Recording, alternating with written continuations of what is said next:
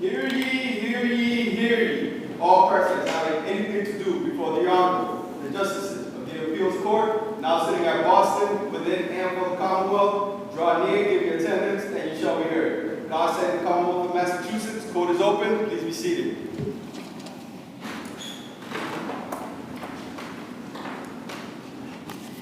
Good morning. Welcome to the Appeals Court. I'm Justice Shin. To my right is Justice Grant. To my left is Justice Smyth, and we will be your panel for all 6 cases on the list today.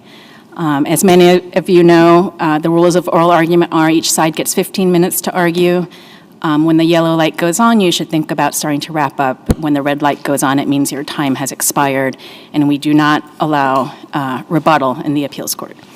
The last thing I will say is that you can be assured the panel has read the briefs carefully. We're aware of the facts, so I would urge you to get to the heart of your argument. All right, so with that, I'll call the first case, which is Commonwealth versus ORTA, number 2023 P808. If I may. Good morning, Your Honors. My name is Michael Maloney. I represent the appellant, Mr. Luis ORTA. In April of 2018, the trial court judge erred when a guilty verdict was read at the bench trial of Mr. ORTA. The Commonwealth failed to prove beyond a reasonable doubt that the defendant committed assault and battery with a dangerous weapon, to wit, a sandal. The dates of the occurrence were missing. The testimony by the only witness for the Commonwealth was void. Ignored the questions that were asked directly. Sorry, you said it was void? I'm sorry, sir? The testimony was what, void? The testimony of the alleged victim in this matter was void of descriptions as to how the bruises, the rug burn, if you will, and the other ailments that were visible on the picture had occurred. There was no description or pointing to my client as the individual that caused those. There was actually no testimony in regards to the dates that they were received as well. Specifically, when asked about the specific body part targeted, the respondent, the witness responded, "I can't answer that, I forgot," unquote. When asked, "Do you recognize these pictures?" These were the 3 pictures that were not corroborated as to when they were taken. The response was attributing the bruises to accidentally bumping into a wall, and the redness was supposed to be a rash caused by bed bugs.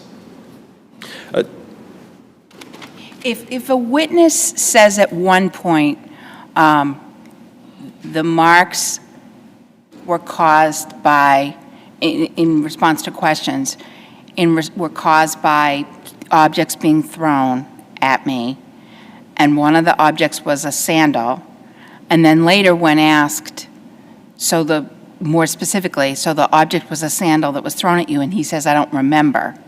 Does that negate the previous testimony? I certainly wouldn't say that it negates the testimony, Your Honor, but a motion for a directed verdict was requested by defense counsel at the close of the Commonwealth case. Under Lattimore, I'd say. Lattimore says outright that this cannot be based on a culmination of inferences.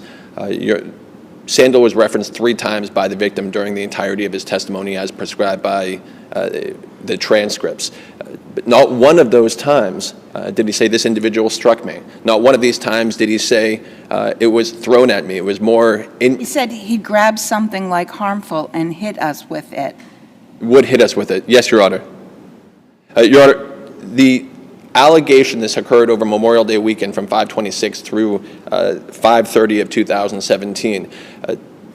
The testimony offered by the victim, I believe what Your Honor is referencing, was not in regards to that weekend. And again, I want to get there 2 separate issues that were referenced into the appellate's memorandum. Number 1, that reasonable doubt was not secured, that this did not happen based on the testimony relayed over Memorial Day weekend. Number 2, what I believe Your Honor just alluded to was the fact that this could also be, that the second argument for the appellant is that he had a parental right to discipline his child, when I believe the quote Your Honor just referenced was more given as a generality as opposed to the weekend specifically. Commonwealth argues that that second issue is waived. Because it wasn't proactively asserted by defense counsel.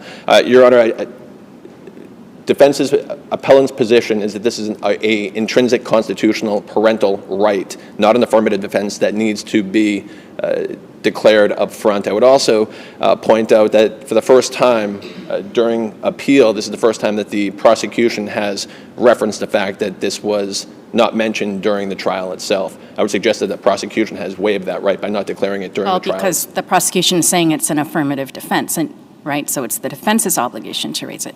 Forgive me, Your Honor, could you please repeat that question? The prosecution is saying it's the defense's obligation to raise it at trial. So you're saying it's not an affirmative defense? Well, I'm saying that they didn't object at the time, Your Honor. They waived that right. Well, they They didn't waived- object to the failure to raise an affirmative defense. They I mean, didn't either it's an object at the time, affirmative Your Honor. defense or not. So are you contesting that it's an affirmative defense?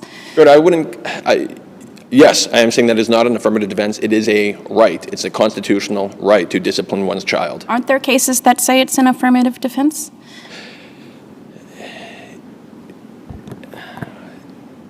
There are cases that support that it is an affirmative defense as well, Your Honor.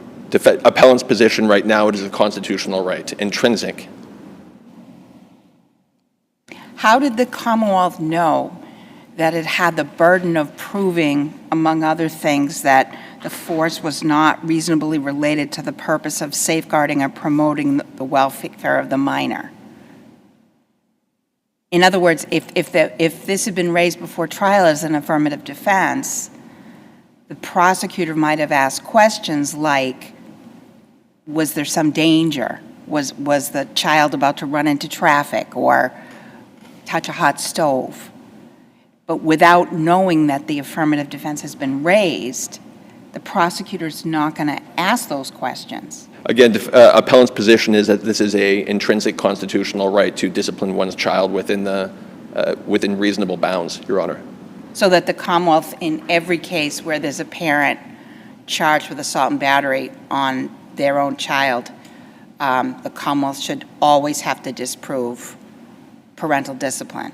Your Honor, I wouldn't make a blanket statement to that degree, but the facts in this case specifically were over the Memorial Day weekend. During the course of Memorial Day weekend, the allegation was, to wit, a sandal was used as a dangerous weapon to assault his child Xavier.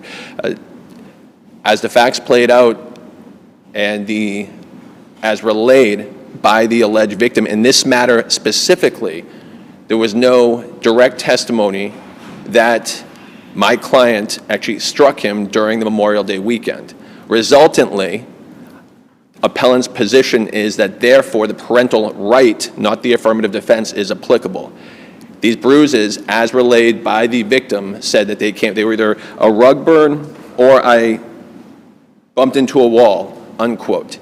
If these incidents are to be taken at their word by the victim, the Commonwealth's witness, if they didn't occur between the dates alleged, which I realize is not a deal breaker in and of itself, but if they didn't occur over the Memorial Day weekend, a reasonableness standard needs to be incorporated to determine when did they occur or did they exceed the bounds of reasonableness, Your Honors.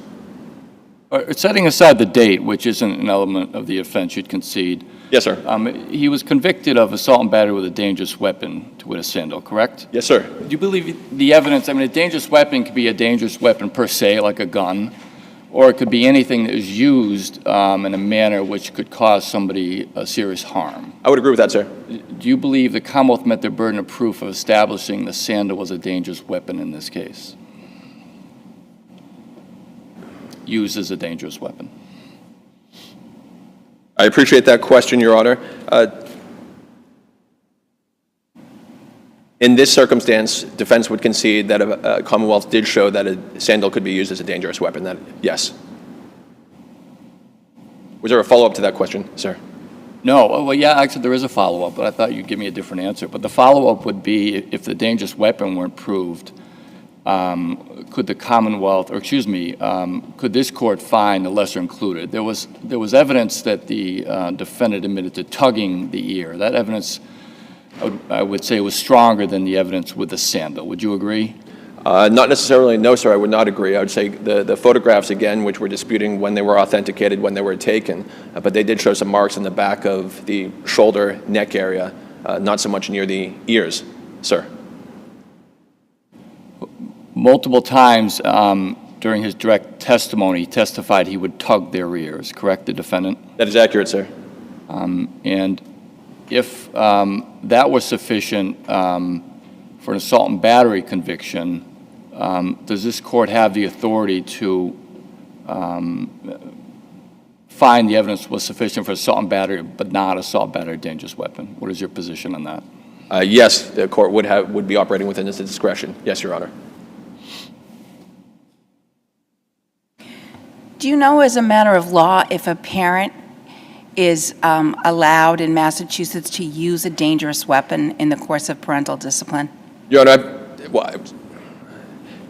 a dangerous weapon or a weapon in general. Your Honor, I've actually searched case law extensively. At this point, I believe it's still undecided case law in regards to whether an immaterial object could be utilized or could be fashioned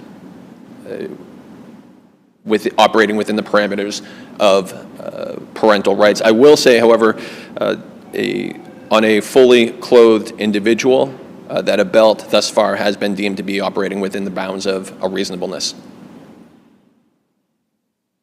So if a parent were to use a sandal to hit their child on fully clothed buttocks, in your view, would that be a dangerous weapon?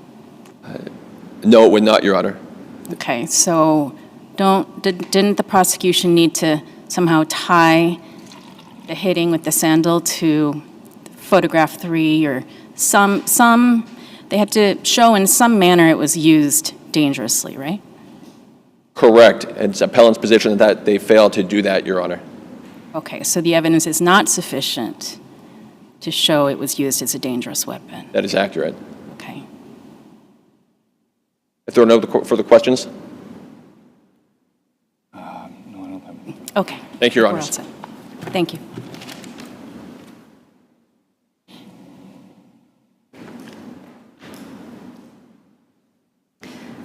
Good morning. Ellen Lazar for the Commonwealth. The Commonwealth asks this court to affirm the defendant's conviction because the evidence at trial supported it. To convict the defendant of assault and battery with a dangerous weapon, the Commonwealth was required to prove that the defendant intentionally touched the victim, however slightly, without right or excuse, with a dangerous weapon. Although the victim, who was 9 years old at the time of trial, clearly had some difficulty describing or recalling events, when viewed as a whole in the light most favorable to the Commonwealth, his testimony established that the defendant, his father, intentionally hit him with a sandal, where the victim was asked about marks or injuries depicted in Exhibit 3, which were 2 photographs. And the victim said, in essence, that sometimes his father would get angry and hit him with, quote-unquote, harmful objects. Where did these photographs come from?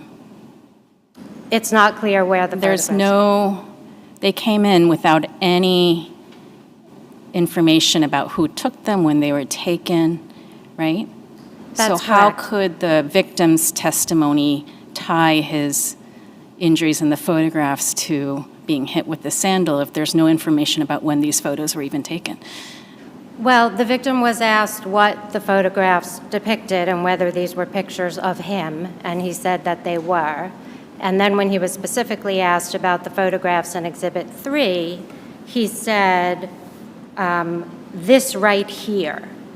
He kind of got mad, and he explicitly explains that the he to whom he's referring is his dad. He had earlier said that his dad was Louis ORTA. And then he said, sometimes if he got mad, he would grab something and hit us with it, like sandals and other harmful things. And then he was asked, do you remember what part of your body he would hit you with the sandal with? He says, I can't answer that. I forgot. So what do we do with that? Yes. Well, first of all, I would say where he hit him on his body isn't an element of the crime. And I would also say again Don't you need to connect the hitting with the sandal to the injury in order to establish it was used as a dangerous weapon? I would say 2 things. I would say, first of all, he is connecting it to what's depicted in Exhibit 3. But And don't you have to connect it doesn't it matter what part of the body he was hit in order to establish the sandal was a dangerous weapon? I think that the definition of a dangerous weapon is something, obviously, that's dangerous per se, or something that is capable of producing serious bodily harm. And so the Commonwealth was not required to prove that there was, in fact, serious bodily harm, but only that it was capable. And here, the images in Exhibit 3 are of his head and ear and neck area.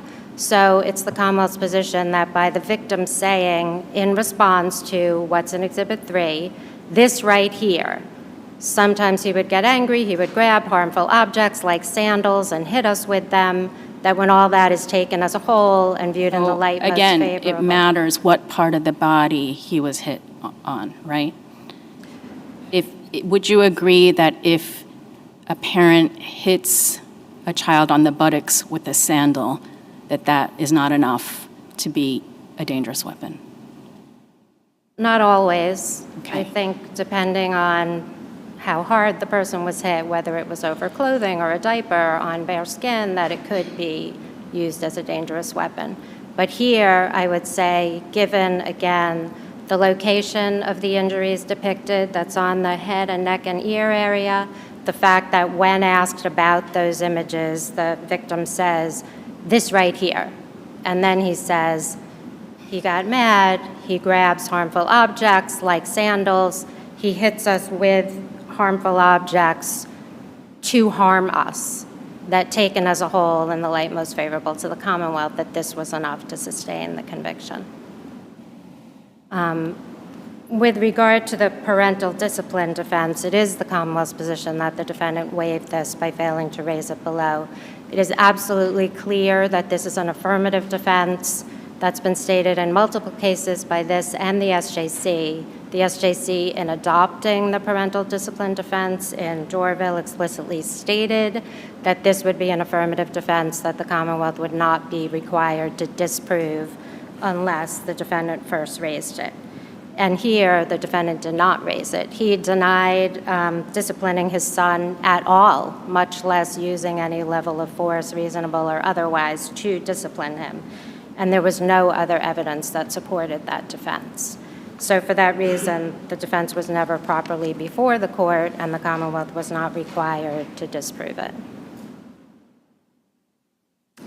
If the court has no further questions, I would rest on my brief. Yeah, I do have a question. I just want to see where you're referring to in the transcript about linking the sandal to the injuries. Yes. The young victim, I believe he's 10 years old at the time, when asked about the photographs, when asked about the redness in his ears, and I'm on page 18, the record appendix, question, and what about the one with the pictures of your ears? These are tugged ears. Okay, and the second picture, excuse me, what's that there? It's a rash, he says. He ties some other injuries to an accident and others to maybe bed bugs. I'm not seeing where you're linking the sandal to any photograph of an injury. Yes, Your Honor. When he talks about the rash and the bed bugs and the bruise where he hit himself, that is explicitly when the prosecutor goes back and asks again about Exhibits 1, 2, and 4. If you look at transcript page 16, the prosecutor says, okay, so we're going to look at the third picture or the third page. What's that a picture of? And before that, sequentially, she had said, okay, first we're going to look at the first page of the photos, then the second page, and when they're admitted, they are admitted in that order. So it's Exhibit 3. She says, we're going to look at the third picture or the third page. What's that a picture of? This right here. He kind of got mad. Dad. Sometimes if we didn't listen, he'd grab something harmful and hit us with it. And then he goes on to say sometimes he'd grab things, that are harmful, and like sandals, and use that harmful object to harm us. So that's from pages 16 to 17. I see that on 16, but unless I missed it, I think you skipped over when he said, I forgot, I can't answer that, in response to her asking about the third picture on the third page. Yes, I mean, obviously, I'm presenting it a lot more fluidly than the way that it came out through the victim. But, I mean, when the prosecutor says, the first question on page 16, so we're looking at the third picture or the third page, what's that a picture of? This right here, he kind of got mad, and I forgot. And then she says, when you say he, who is he, Dad? And then in the Commonwealth's view, the prosecutor follows up on what the victim had said about that photograph when he says this right here. I understand that in the middle he says quite a bit, I forgot, I can't say, I can't describe that. But again, it's the Commonwealth's view that if you view it all in the light most favorable to the Commonwealth, taking into account that this is a 9-year-old child testifying about something his father did to him when he was 8 years old, that there's enough to sustain the conviction.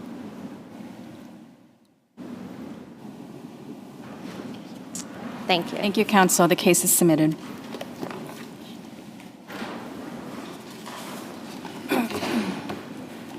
Next case is Commonwealth versus Charles Denning, number 2022 P1248.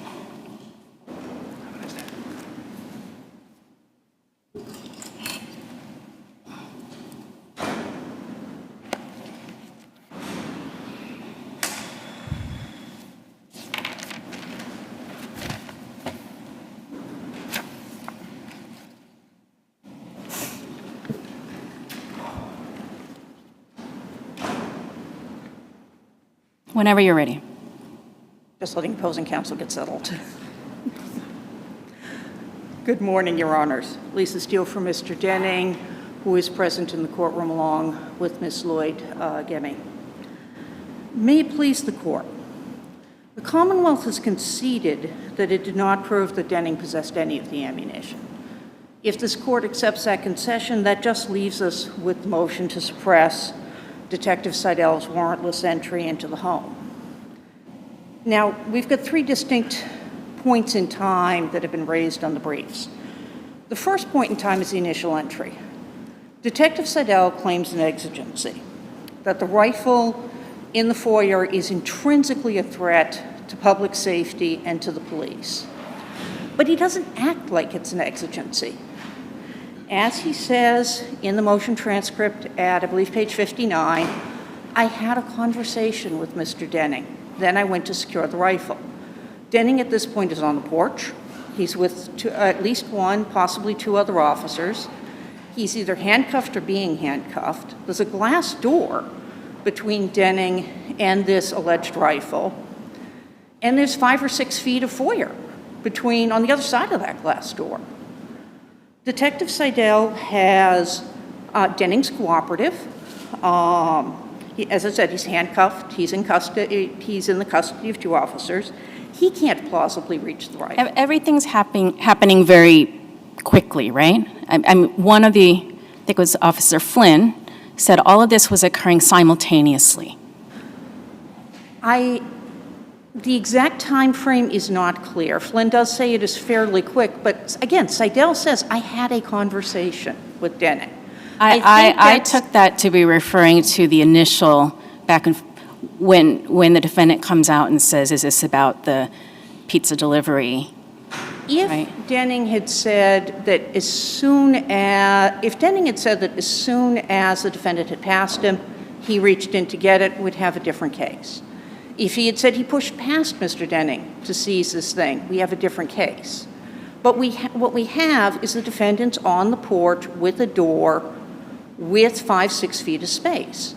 By the Commonwealth's argument, and they have no indication anyone else is home, by the Commonwealth's argument, they can enter whenever they see a visible weapon. If it was in the living room, they could have gone in and ventured to the living room to go secure it because there might be somebody home.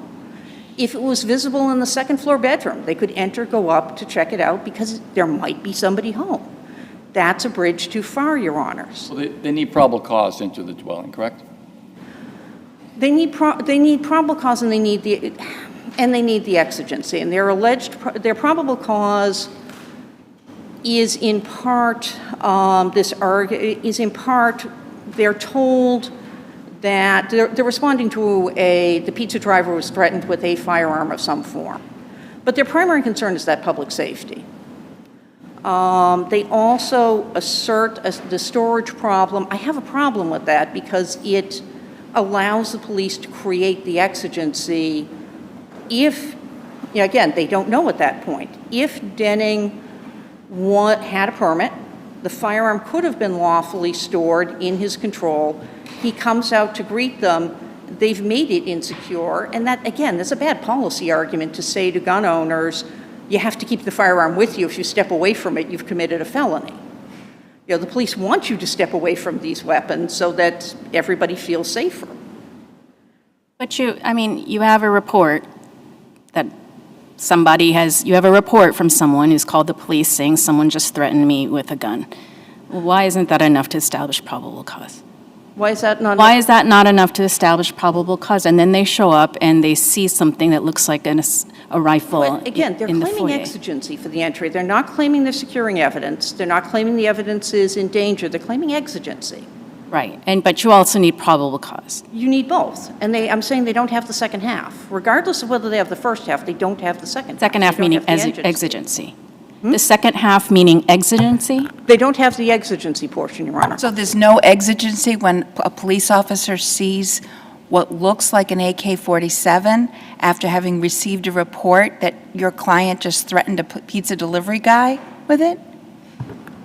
If I believe it resembles a AR-15, not an AK-47. Okay. Technical point, I suppose. But he can't plausibly reach it. If, for example, let's say he had stepped further, he's now on the lawn, he's 10, 12 feet from the door, do they still get to go in to seize it? Again, not knowing that anyone's home. How far can they go under the state's logic to seize this thing if the persons that are visible cannot plausibly reach this item? How much do we let police go into the home? Now, let me step to the next point in the process. Seidel's entered the home, and if this court believes that's reasonable, now the question is, does he get to remain? He enters the home, he picks up this object, he immediately, upon touching it, realizes this is plastic. This is an air rifle. He secures it. He doesn't, he's not asked the details of how he secures it, but there's a moment where he is securing this thing, where he's still in the entryway, and then the grandfather enters. I submit he has remained in the home unconstitutionally. He should have taken that across the threshold and then talked to Lloyd from the other side of the What's threshold. the consequence of that? Well, the consequence is by being in the foyer, that moves into the following question of, is the grandfather acquiescing to apparent authority? Because the police are already in his home. They're holding his property. So you're saying that it somehow affects the voluntariness of his consent later? I think the primary The fact that they had the harm is conversation voluntariness. inside rather than outside, the fact they had the conversation inside rather than a few feet away on the porch affects the voluntariness of his consent? I think it does. I think there's a significant psychological difference between having a uniformed officer standing inside your house holding your property. As the trial court says, Seidel tells Lloyd he wants to go see Lloyd's revolver. The conversation that occurs from there is in the context of the officers already in the home, as opposed to on the other side of the threshold. Thresholds are really important, both psychologically and legally. At that point, Lloyd can see there's armed officers outside with Mr. Denning. There's more armed officers in the yard that are with his granddaughter. This is a coercive situation. Was this issue raised below Which portion, Your Honor? about him basically overstaying when he gets into the foyer, he should have left once he secured the rifle? Was that raised below? Your Honor, I believe it's discussed with the motion judge, but I can't give you a transcript cite at this moment. There should be a transcript cite in the brief. One could invite an officer inside, right? One could, but he didn't. Okay. Well, how do we know? So he secures the air rifle, and then Mr. Lloyd appears moments later, I think was the testimony. how do we know that the conversation, which I take was, a friendly conversation, did not suggest to the officer that he was essentially inviting him into conversation inside the house? The officer never asserts he was invited. He never asserts Well, that I'm he was asking welcome. whether What this he's was an saying- issue that was raised before the Listen, judge. I believe it was in the discussions. The transcript cites to it would be in the brief. I don't have them in front of me. Okay. And again, this brings us into into what happens between Detective Seidel and Mr. Lloyd. And we have, from Seidel's perspective, this is a friendly conversation. From Lloyd's Right, perspective, it so, isn't. So the police testify about Mr. Lloyd telling them about his model airplane collection and having a friendly conversation. From Mr. Lloyd's perspective, it's more aggressive. But the judge, Judge Goodwin, saw these witnesses and credited the police version. So what do we do with that? I think you have to pay attention to the timing. The friendly conversation about the airplanes and his service is with Flynn, and that occurs after they've already gone upstairs, they've been in the safe, and they've seized the revolver. That's a subsequent conversation. The conversation in the moment is Seidel comes in, he's holding the rifle, he says that he's there about the pizza guy. He asks whether there are any other weapons in the house. The grandfather says yes, and he says something to the effect of, he doesn't remember exactly what he said, but he says something to the effect of, let's go upstairs and see it. Bring me upstairs and show it to me. Let's go upstairs and see them. And that's at motion transcript at 81, 83, and 86. There's no consent to search. The judge describes this in Record Appendix 25 as Seidel tells him he wants to see the gun. He doesn't ask him, can I see the gun? He doesn't say, can we go upstairs? He doesn't offer a consent to search. He doesn't tell him he can say no. He says, let's go. And to which Denning's response is essentially, well, what the heck else am I supposed to do? I've got armed officers on my doorstep. What do you expect me to do? And I think we have an acquiescence to authority here. I think this is an unconstitutional search. This is not the way, Your Honor, this isn't the way I'd want my father treated if the police came to my house and wanted to search it. It's not the way I'd want my father-in-law treated if police came to my house and said, hey, are there any firearms in this house? We want to go see them. Or went to my father's house and said, hey, we want to see your firearms. This is, again, from the officer's perspective, it's friendly, but it's certainly firm, and it's certainly telling somebody we're going to do something, not asking somebody, can I go deeper into your home? Can I see your property?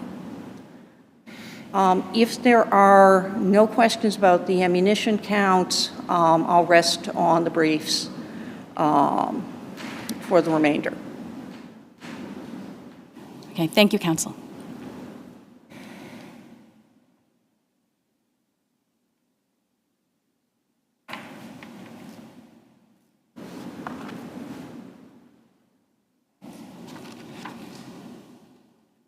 May it please the court, ADA Carmel Motherway, representing the Commonwealth. Good morning. Morning. In this instance, I'm going to need you to speak up a lot or pull the microphone closer. in this instance, there are two Mr. Lloyds. There's the Mr. Lloyd that wanted to ingratiate himself with the police and actually was reverted back to that. And when he related that a lieutenant had come to the scene afterwards and said he was a good guy and he was very pleased about that and his relationship with the police. He was at times truculent in his testimony with before the motion judge, which speaks to he had a mind of his own. His will was not overborne. He was arguing with the motion judge and at various points. In this instance, where Officer Seidel could rely on the fact that this gentleman came up while he was seizing the rifle. He had just seized the rifle. Its meaning and import is apparent to the officer, but that doesn't diminish the fact that this type of weapon, a BB gun, can be a dangerous weapon. That's established in our case law. And it could also be used by the defendant should he get it out of the possession of the officer, or even if the officer had left it there, to cause considerable damage. So at that point, the officer did not know if others were in the house, so he had to seize it. But when Mr. Lloyd came, that still didn't assuage the officer's concern about the possibility of others in the house. The temperature of that house, or the temperament of that house, and the temperature with respect to their emotions was such, he did know that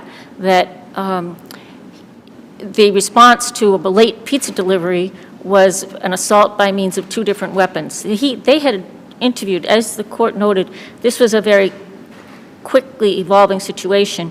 They had not, it didn't appear from the transcript that they had interviewed the driver. They interviewed him en route, like as they were at the scene, and learned that there was something that looked like a semi-automatic and a handgun involved. That occurred, oh, I'm sorry, go ahead. That occurred later, right? Yes, yes. Okay, so to the extent the judge found that the responding officers were aware of two guns, that would be clearly erroneous, right? No, I think that there were different things going on. I was parsing the testimony. There was the first officer who was speaking to him. There were two officers who testified, and they were interviewing the delivery driver. He was at the scene, but away from where the defendant was. And my impression from that was that this was ongoing. Siddell was not one of the ones who was securing the defendant, but his testimony left on its face stated that at a certain point he learned from the delivery driver the description of these weapons. And back to Mr. Lloyd, there was concern about further weapons, and the officer was acting perfectly properly for officer and other people's safety in inquiring whether or not there were further weapons in the house. So when did the exigency, there's a continuum, but when would you say the exigency concluded? Because defendant may argue that the exigency concluded or was resolved when the officer recovered the BB gun, but you're saying it hadn't concluded yet. I don't believe so. There was a possibility of other people in the house, other firearms in the house, and again, the type of situation they were encountering where somebody pulled firearms and pointed them at a delivery man because he was late and the pizza was cold does not, I don't think that the officer is required to think that that's an ordinary reaction, or that this household is, or that Mr. Denning himself is an exception to that type of response, is unique in that response. There may be others, and if there are other firearms and other individuals, then the officer wanted to know that. So I think that the exigency probably concluded with the retrieval of the two weapons that were described by the pizza delivery man, which would have been immediately the BB gun and secondarily the pistol that was used. But the recovery of the firearm from the safe, you concede that that was supported by consent, correct? Yes. And if there were no consent, you would argue that that was still allowed through exigent circumstances? To enter the home and go upstairs and do that? No, Your Honor. Okay, very good. I just wanted to make sure Yes, on no, that no, point. no. But So how I'm do you saying that- respond to the argument that once he secured the BB gun, he should have stepped out of the house? Well, there again, the testimony was that he was securing it and that Mr. Lloyd came out from downstairs to chat with him. I don't think that he was obligated to inform Mr. Lloyd that he could tell him to leave. If Mr. Lloyd was initiating a conversation with him, Mr. Lloyd is the one who told the officer that pointing a gun at, he didn't see a problem with pointing a firearm at somebody who had sworn at you. And so that meant that he was a precipient witness to, and he did tell him that he saw the whole thing. The officer did tell him that he saw the whole thing. And then he described what the individual, his son-in-law, had done.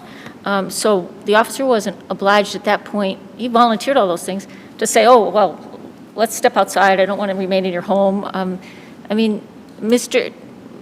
Lloyd, I believe, was a combination, until he knew or apprehended,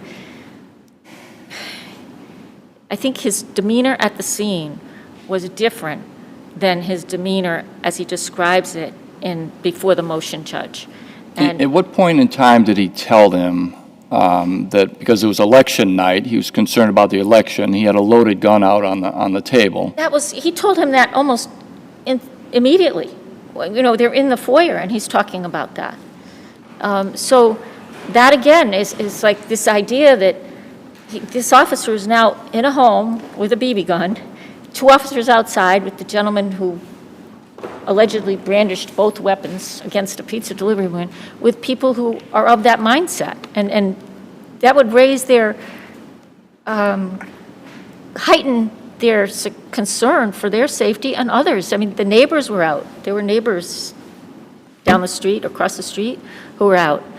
And so I think that for the officer to have left at that point would not have been wise.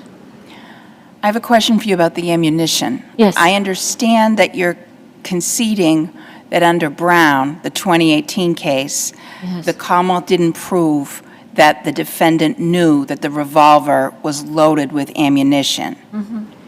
And yet you're asking us to remand for retrial of the possession of ammunition under Guardado. Which ammunition would you be seeking to prove that the defendant possessed on the retrial? That within the pistol. So you can, even though you're conceding that the Commonwealth didn't prove at this trial under a 2018 case that the defendant knowingly possessed that ammunition inside the revolver, Right. or you can retry that? No, Your Honor, if the court disagreed with our concession and we were going to retry it, then we would do that. But if the court does not agree with our concession, we would go back and try it, and it would be as to the pistol. You're not saying that there was sufficient evidence that this defendant had constructive possession of any of the ammunition in the grandfather's bedroom? Not at this point, no. I mean, there's even, not at this point, Your Honor. If the court has no further questions, the Commonwealth will... There's just a Yes, sir. few more. You would concede, would you, as a judge found, that it would have been better practice for the Detective Seidel to present a written consent form to Mr. Lloyd? That may have been better practice. This was a radio call. I don't know if they carry them in their cruisers. This was a radio call that came through, and there was a significant officer response to a pizza delivery man being threatened with a firearm.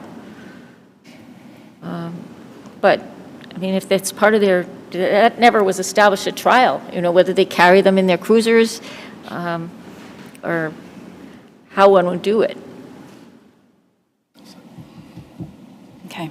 Thank you, counsel. Thank you Thank both. you. The case is submitted.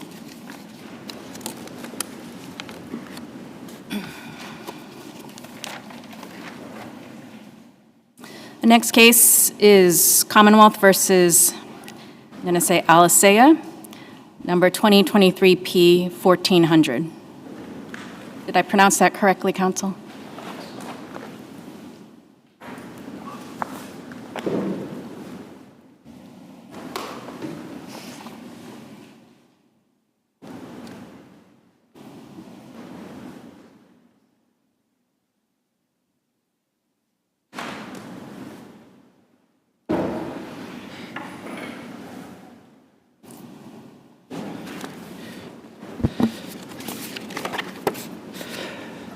Good morning. May it please the court. Travis Lynch for the Commonwealth.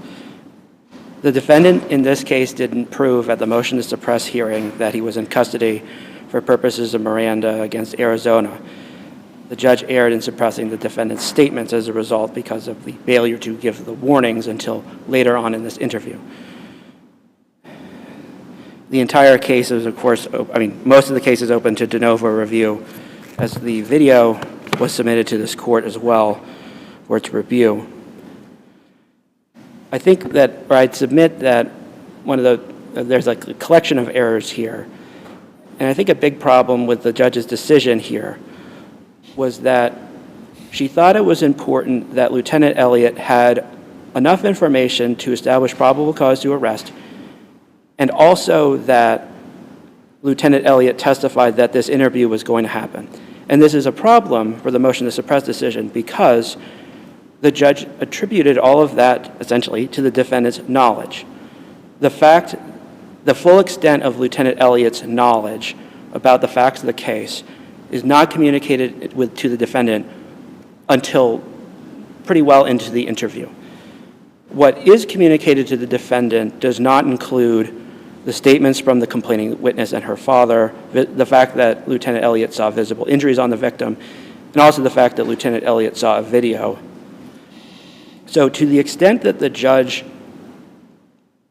attributed the full state of Lieutenant Elliott's knowledge to the defendant's knowledge is error, where Lieutenant Elliott didn't tell the defendant that he knew all of those things.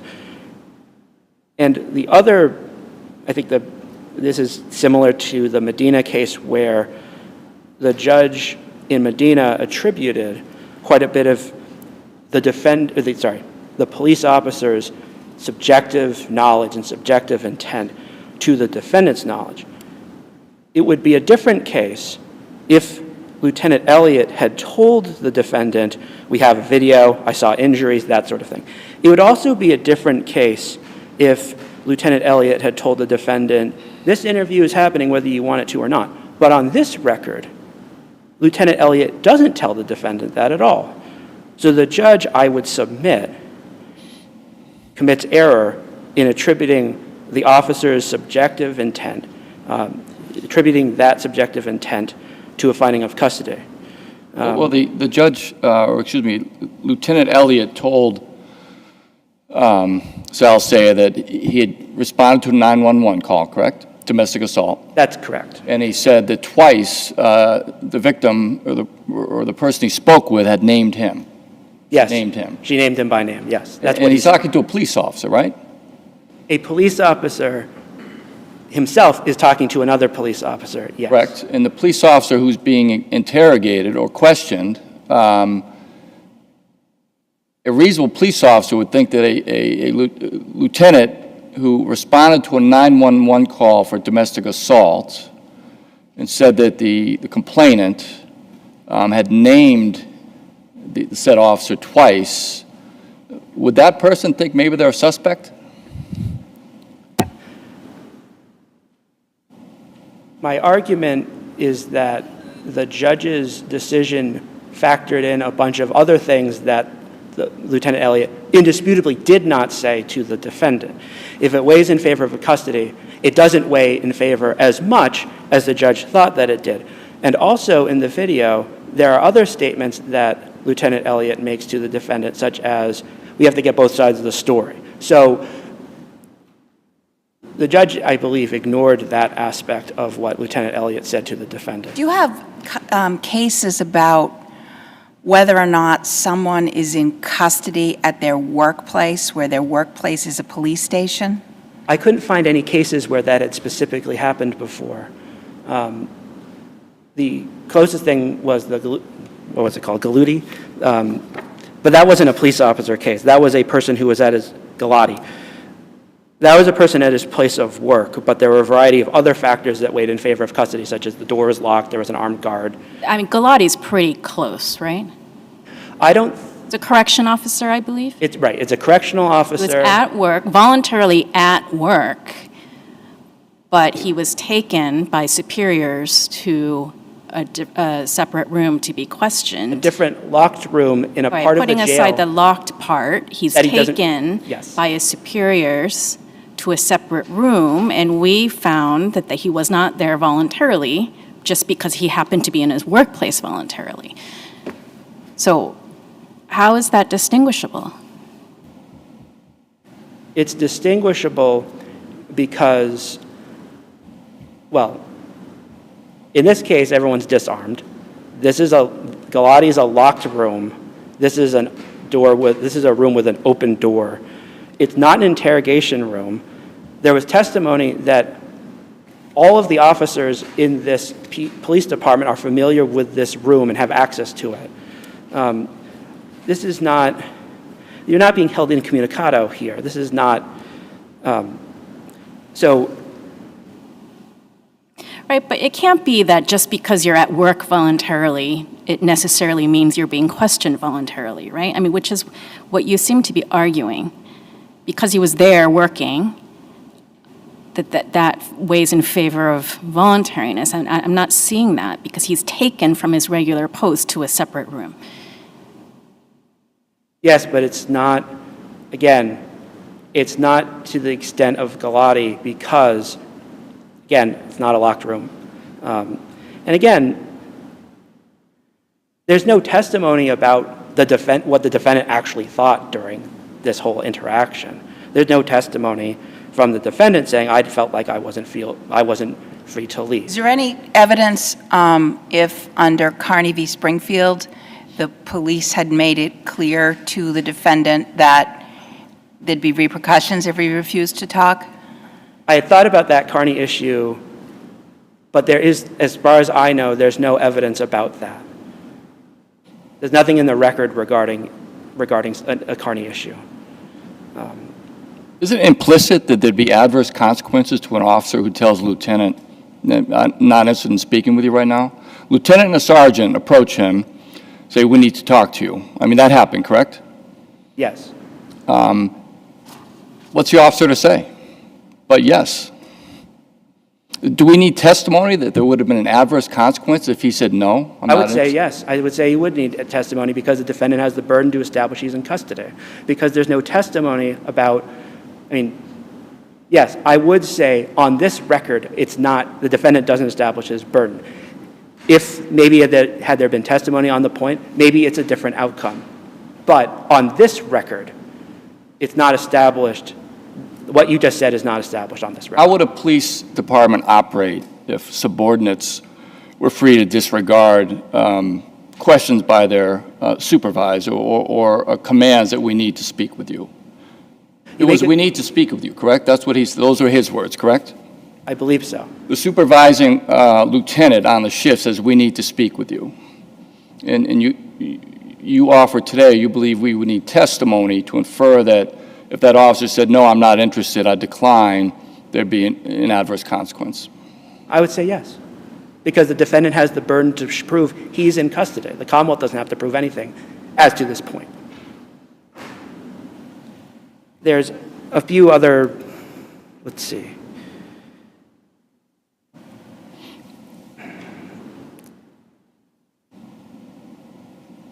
Again, you can watch the video for yourselves. I don't think there's a real disagreement that the tone of this interview itself weighs in favor of custody.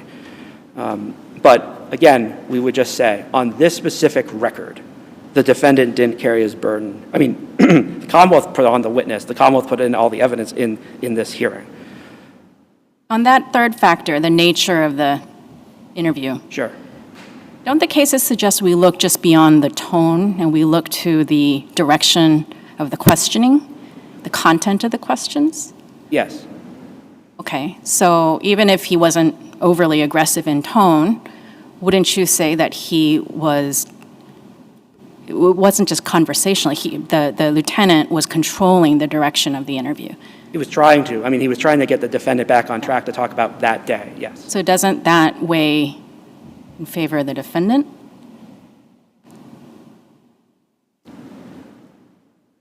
It may. Okay. Unless there's any additional questions, we would just say that. Yeah, I did want to ask you a few more Sure. questions about probable cause. Lieutenant Elliott responds to a scene. He speaks with a named victim, identified, visible injuries, correct? Yes, And she reports that she was assaulted by the defendant in this case. correct. He speaks with her father, who's a precipient witness, correct? Also correct. And he corroborates to a certain extent what she says, correct? That there was an assault. Right, through the video. And Lieutenant Elliott testifies that he doesn't believe that's probable cause. I thought that was interesting as well. It's interesting. The judge found it was probable cause. Right, but that's irrelevant because the fact that he has probable cause isn't communicated to the defendant. I understand that, but the defendant, knowing again what he knew, that they respond, well, actually, withdraw that. I've asked you along those lines. Well, no, let me continue then. Because a defendant who's a police officer who understands that a supervisor was called out to a domestic violence incident and took a report from a complainant who named that officer, again, he said it twice, she named you, isn't it reasonable to infer that that police officer would think there's probable cause for his arrest based on that information? Not John Doe, a citizen, but a police officer. That the police officer is inferring based solely upon the officer saying, I responded to a domestic violence call and the victim named you. That's, I mean, they didn't say, if that's all that he said. No, I don't think, So the lieutenant doesn't saying- respond to every 911 call with a domestic, correct? I don't know as a factual matter. Well, I believe he testified he was called there because the supervisor, the responding officer called him because of the situation. Right. So this is not a usual response by a lieutenant to go to a 911 call for a domestic violence incident. That seems to be the case, but I don't think that the defendant necessarily knows that. I don't think the defendant necessarily knows that it's an extraordinary situation. And what do you base that on? The fact that there's no evidence in the record? That he's a police officer that works in that police department and that he doesn't know the procedures of how they operate? I'm not sure if the defendant knows that it's, I don't think the evidence shows that he knows that the lieutenant would only be responding because of something like this. Unless there's any additional questions, I'd ask that you reverse the order. Okay, thank you, counsel. Thank you.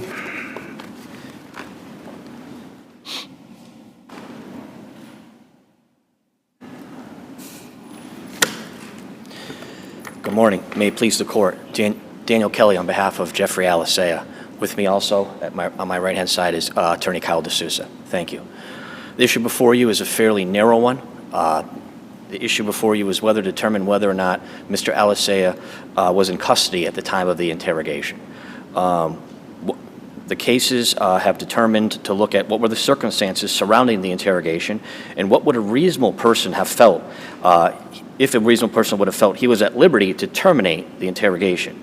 The SJC lays out factors in Groom, which the court has considered and the court has layered into her opinion. The first would be the place of the interrogation. As the court has already pointed out during the Commonwealth portion, this case closely mirrors Galati, the CO at Worcester County House of Correction.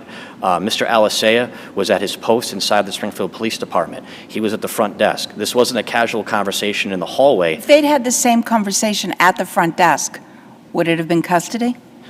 Well, in a contextual vacuum, perhaps not, but I think I'd have to see what the record would be regarding that. But I think that would certainly be a better factual scenario for the Commonwealth, yes. I think that leading him away from his mandated post, directed by an officer who he owes, as the case law refers to, an obedience, duty of obedience, as the case law discusses, leading him away from that post, a supervisor directing him to do that, directing him through these doors, directing him to this area on the side of the booking dock to what they call the OUI room, and putting between him and the door a desk and two different superiors, I think mirrors Galati. Yes, the door, the Commonwealth makes a big fact out of the door wasn't locked, but I would suggest that's a reasonable difference or distinction without a difference. For all effects and purposes, he was in custody. It would have been much easier to get through a locked door, perhaps, to get through two supervisors in a desk in a small confined room, a nearly similar shape as Galati. So I think the place of interrogation favors the Commonwealth. Second, which we've talked a lot about, whether the officers told the defendant he was a suspect. They did in so many words. They said, "Hi, we want to talk to you about what happened today. Your girlfriend called. She said you assaulted her." He was told from the outset he was a suspect. This is not a fact-finding mission. This was accusatory. In fact, when Mr. ALICEA tries to begin the conversation with, well, let me tell you what happened before. No, no, no. They bring him right back. I don't want to talk about that, Lieutenant Elliott tells him. I want to talk about what happened today. He tells him, I've been out there. I've seen the video. I talked to her father. I've talked to her. She called 911. She said you did this. So I think the officers definitely conveyed to him, whether he's a police officer or not, that he was told he was a suspect.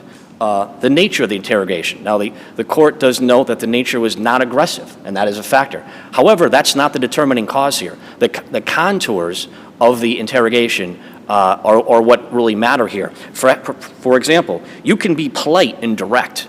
You can be non-aggressive and accusatory, and that's what happened here. Again, every single time Mr. ALICEA tried to talk about and give some contextual background as to what happened prior to, Lieutenant Elliott immediately brings him back here. Just because he was not impolite does not weigh against him. Certainly, he was not aggressive, but he was direct, and you'll be able to see that for yourself on the body-worn camera. Next, at the last factor is whether or not at the end of the statements the defendant was free to leave and whether there was evidence of arrest at the end. We know that there was evidence at the end. A lot has been made by the Commonwealth that the court made an error of law. It suggests that she did not. Judge Cafaro did not. They tell you that, well, she took into account the unexpressed view of the defendant that he couldn't leave, right? The unexpressed view that this interview was going to happen no matter what. But the fact of the matter is, and that she uses an outdated analysis using Bryant and not Groom, but the fact of the matter is that's belied by her written decision. In her written decision, she specifically talks about the Groom factor. Specifically, in her written decision, she cites an opinion by this court that says the unexpressed view of the police officer is not dispositive, which is exactly what happened in Medina. In Medina, the case with the skulls down in Hartford, that case, the court said and flipped it because it was the sole reason entirely on the subjective, uncommunicated views of the officers. In this particular case, the judge cites an appeals court decision that states that is improper. So to suggest that she made a improper ruling of law, I think is belied by her opinion, which correctly states the status of the law. I think each and every factor here, and again, I go back to Galati and some of the other cases cited, but this is someone who owes a duty of obedience to both Sergeant Sleeper and Lieutenant Elliott, who's given a direct order. This is not a passing conversation in a hallway. So what's the lieutenant supposed to do if he has a police officer on duty with a firearm at the front desk and he receives a report that someone has reported domestic violence? Is he supposed to not question him? Have a nice day, go back to your post? No, he's supposed to do just what he did, with one exception, Your Honor. He should have read him his Miranda warnings. Earlier? Yes, at the outset of the interview. Clearly, the interview was going to happen using his own words, although unexpressed. The proper thing to do in response to your question would have been to read Mr. ALICEA his Miranda rights.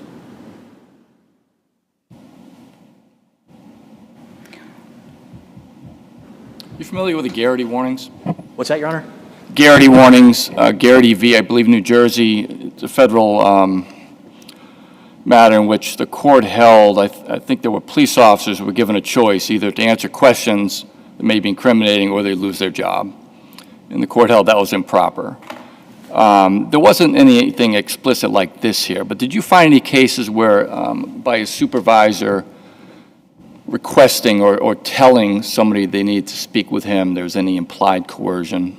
Well, I think Galati says that.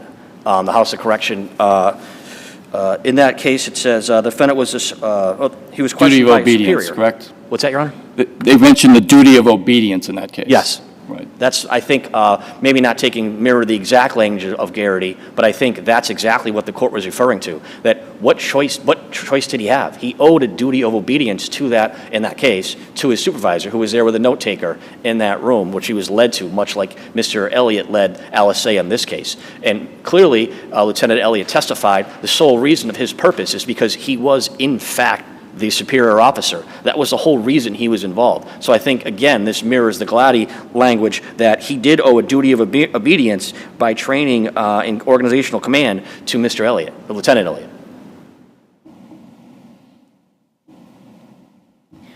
Did you find any police cases, any cases where there's a discussion about whether someone's in custody at a police station? Just Galati. What confuses me a little is that most of the police defending cases are situations where the defendant wants to get in at trial the statements that he made to the superior officer, like Shaner, because they're exculpatory. So I sort of feel like we're flipped, and that if the Commonwealth prevails on this, you're going to be trying to get these statements in, or more of them. So. Well, if the Commonwealth prevails, they'll come in, so I won't have to worry about that. They'll come in on the case in chief, and I'll be able to use my cross-examination, hopefully, to spin them in my direction, but I don't think I'll have to make that decision. I don't think I'll have to make. Certainly, if they win, they'll use it. But yes, no, the only one, as Mr. Lynch said, the only one I could find was the one he found, which is the correctional officer, which oddly mirrors the facts here pretty closely. What about cases where somebody is in jail and they're questioned about a different crime? And the question then becomes, was their freedom more curtailed than ordinarily? I didn't cite any of those, but I did read them in preparation for writing this and discussing them.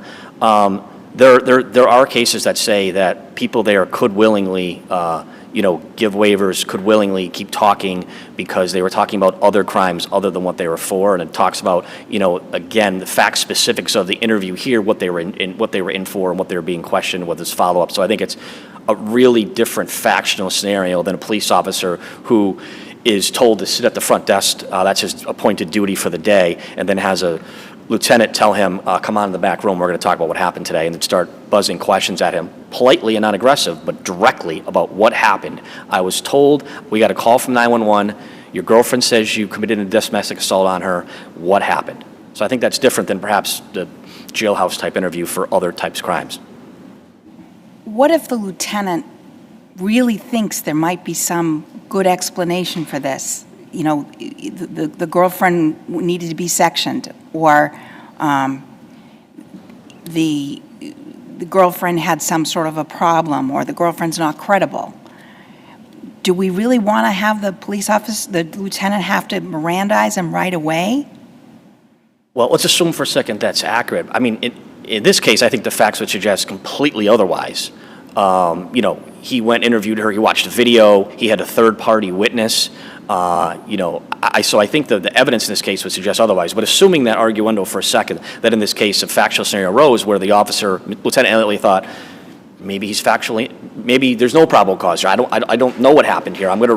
So the questions in that case would be more fact-finding than accusatory, like unfortunately in this case for the Commonwealth, I think they're more accusatory. But I do think in cases where you have a superior discussing criminal matters outside of work, obviously, criminal matters directly to the person they're questioning, I think the better practice would be to issue Miranda warnings. How can it reasonably be said that Mr. ALICEA could have rebuffed two different supervisors and said, no, I'm going to stay here? If they ordered him to go out in the field or to investigate another crime, he would have to follow it. So what would make him think he could rebuff their pointed demands to go into this room and answer questioning? So I think the better practice, to answer your question, would be in all matters regarding where there's even in the realm of possibility that there's an allegation that the person involved could be criminal conduct, particularly given the contours of where this place took place and how it kind of came together, to my original answer would be to read them their Miranda rights. Does it matter that they picked the OUI room because of its privacy? No, I don't think so. I don't think it helps the Commonwealth, certainly. I think it matters to the defendant because he had to be escorted there, told where to go. He had to obey those orders there. And they had just like in Galati, they had a small room where if you watch the videotape, you'll see Sergeant Sleeper standing there in front of the door. He's in that room. He's not leaving. I think a reasonable person would not believe they could terminate the interview, the interrogation, which is what the standard in this case is. And I asked the prosecution this. Is there any evidence in the record that the lieutenant or the sergeant or anyone told your client this interview is going to happen because if it doesn't, you'll be subject to disciplinary proceedings under Carney v. Springfield? No, not in so many words. No, they never use that phrase. If you don't answer this question, you'll be subject to disciplinary actions. But what they said is, we've got to get to the bottom of this. words to that effect. I need to know what happened.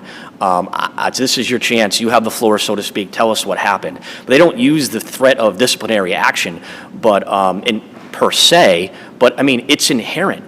He's the lieutenant. Again, that's what Gladdy says. They have a duty of obedience. And I think the case law says that. It's not just us kind of gleaming that and piecing it together. It's a direct statement from the case law. Okay, thank you, counsel. The case Thank is you. submitted.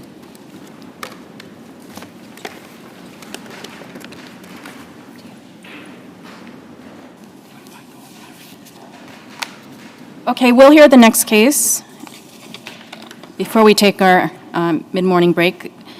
So NORFOK and DEDHAM Group versus GP Contracting, Inc. and others, number 2023 P1199.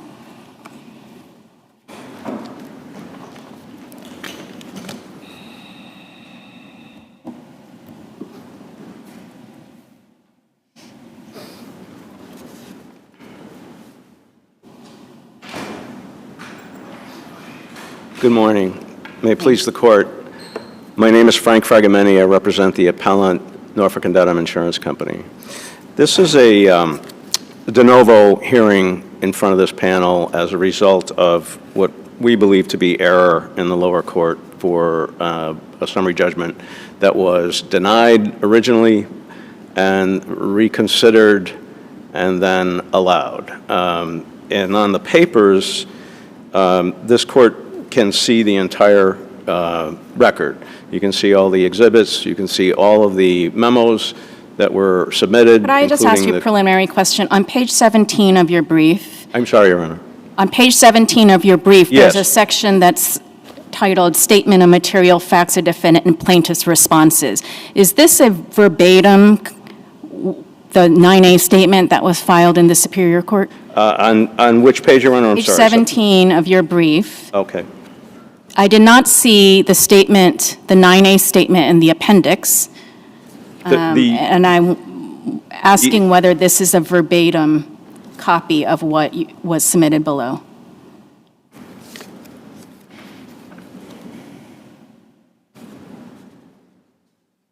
I'm mixing up, Your Honor, the RA numbers. I'm sorry.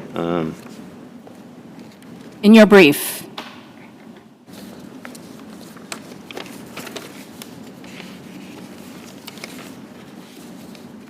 Yes, Your Honor. I'm sorry. I have it here.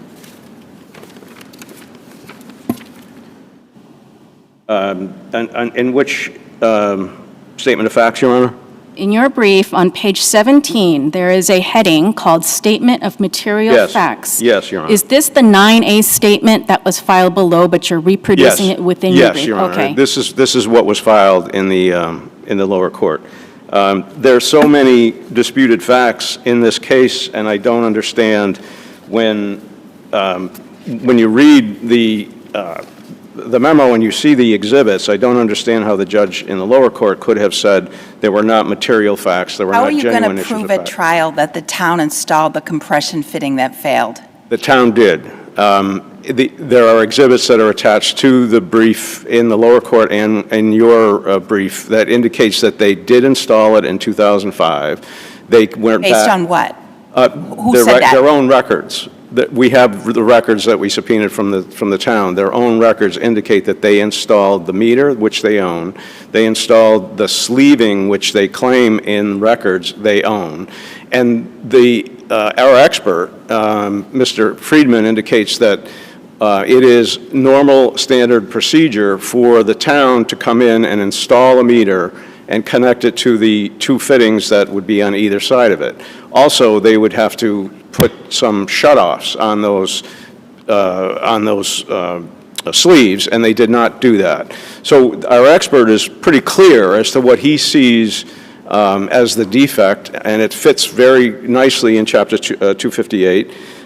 There is no 10J immunity. There is no 10B immunity. Is there any evidence, a deposition or answers to interrogatories from, I think it's Mr. Ladd, the builder of the house, or Yes. whatever plumber he used? The records from the town indicate that there's exhibits attached, Your Honor, that indicate that there was no private plumber that did the work. It was the town that did the work. Except Mr. O'Brien testified, looking at that was a permit, and that showed that. That's an issue of fact and dispute, Your Honor. There are so many things that Mr. O'Brien did say that are countered, in fact, by their own employee, Mr. Gomes. So there is a second issue in this case, and that is, was there a delay in shutting off the water as it was pouring and pouring and pouring out? The delay is highlighted by Mr. Gomes's affidavit and Mr. Gomes's deposition. Mr. Gomes's deposition was taken, and he says that he was called at a certain point in time at 9 o'clock, and by that time, all the water is pouring out, started around 6 o'clock. He arrives at the scene, cannot find what's called the tie cards, which are required. The tie cards are required to indicate where the shutoff is in front of the house. So you saying, we're very familiar with the facts. Are you saying that the delay is because Mr. Lopes was not notified until 9 a.m., or are you saying that 90 minutes is an inordinate delay? All of that, Your Honor, all of that. What concerns, what should concern the court is that when he was notified and he was within the 30-minute time frame that you're supposed to be, you live within 30 minutes of where you're supposed to be going, shutting water off, if there is an instance like this. He was within that time frame. He gets to the location. There are no tie cards. There's nothing that would indicate where the shutoff is. He looks inside the house, no shutoff. There's supposed to be a shutoff. And so when he gets to the main, which is up the street, he opens up the main area and sees it completely clogged with debris, with leaves, and with actual pieces of the grate that's owned by the town of Falmouth that just sort of settled in there. There are exhibits that show what the requirements would be for the town to inspect and to make sure that those things are clear. To inspect the main? Yes, and to inspect inside the house as well. And so they're supposed to go in the house twice a year to inspect people's exactly, plumbing? Your Honor. Yes, they are. They're in their own. I'm sorry, Your Honor. They're supposed to inspect every homeowner in town's plumbing twice a year? It's what it says in their own ordinance and in their own codes. It indicates that's about a backflow device that prevents contaminated water from infiltrating potable water. Was this compression fitting a backflow device? No, the compression fitting was inside the house, and the compression fitting, what we have been always saying is that the compression fitting, when you see the schematics that I've attached to the brief, the schematics show that part of both the meter and the two connections to it are owned by or provided by the city. They're provided by the city. And in this case, when you piece that together with the permits and with the records of when these things were done, you'll see that they were done by the town of Falmouth, no private. Where does it say on the permit that the town installed? The town installed it, yes, Your Honor. It says that in all of the exhibits that I've attached. Where does it say that the town installed the compression fitting? Yes, Your Honor. It does say that in, I can find it for you. Your expert's affidavit? I'm sorry? Are you relying on your expert's affidavit? Yes, the expert affidavit would also say that, but we went one step further and got the records from the town, and the records from the town are that they actually installed the meter, they own the meter, and they have, in order to put the meter in, you have to connect it with the two fittings, and so they had to have done it because no private plumber ever pulled a permit to do it. So they were there, they put it in, they affirmatively caused this sleeve to fail, and in the process of responding to the event, they did not do so according to their own requirements, How are you going to prove causation with respect to any delay in response? Causation is described in our expert's affidavit, which indicates it's more probable than not that the sleeve failed. And the sleeve over time... I'm talking about the purported delay in responding. Yes, there are cases at the end of my brief, Your Honor, that talk about that very issue. The Robinson case, Robinson-Cole case. I'm talking as a factual matter, right? It is a factual matter. It is definitely a factual matter. I'm asking a factual question. So it's undisputed that when the fitting failed, that the insured went downstairs and opened the door, let the water out, and this occurred basically immediately, and after that point, the water level stayed the same. So how are you going to prove that any purported delay in response caused any damages? That is another issue of fact that has to be developed through our... What's an issue of fact? The issue of fact of whether or not the water level... It's undisputed. It's in the statement. If that fact is undisputed, then the delay of getting to the location from 5 o'clock when it first started or 5:30 when it started to when it finally shuts down, the water is still flowing. Water is flowing, and it's not flowing... Even if it's flowing outside, it's raising and flowing, it's raising and flowing, it's raising and flowing. So if we were to say that all of that water is only as a result of the first 15 minutes, I don't think that's correct, Your Honor. I think it's as water just keeps pushing and pushing and pushing, it's going to rise, it's going to fall, it's going to rise, it's going to fall. And so when the cases that indicate that there's a delay in the getting to the location and actually shutting it off, it took 90 minutes to shut it off. That is not acceptable. That's not acceptable to the town, even though Mr. O'Brien says it is.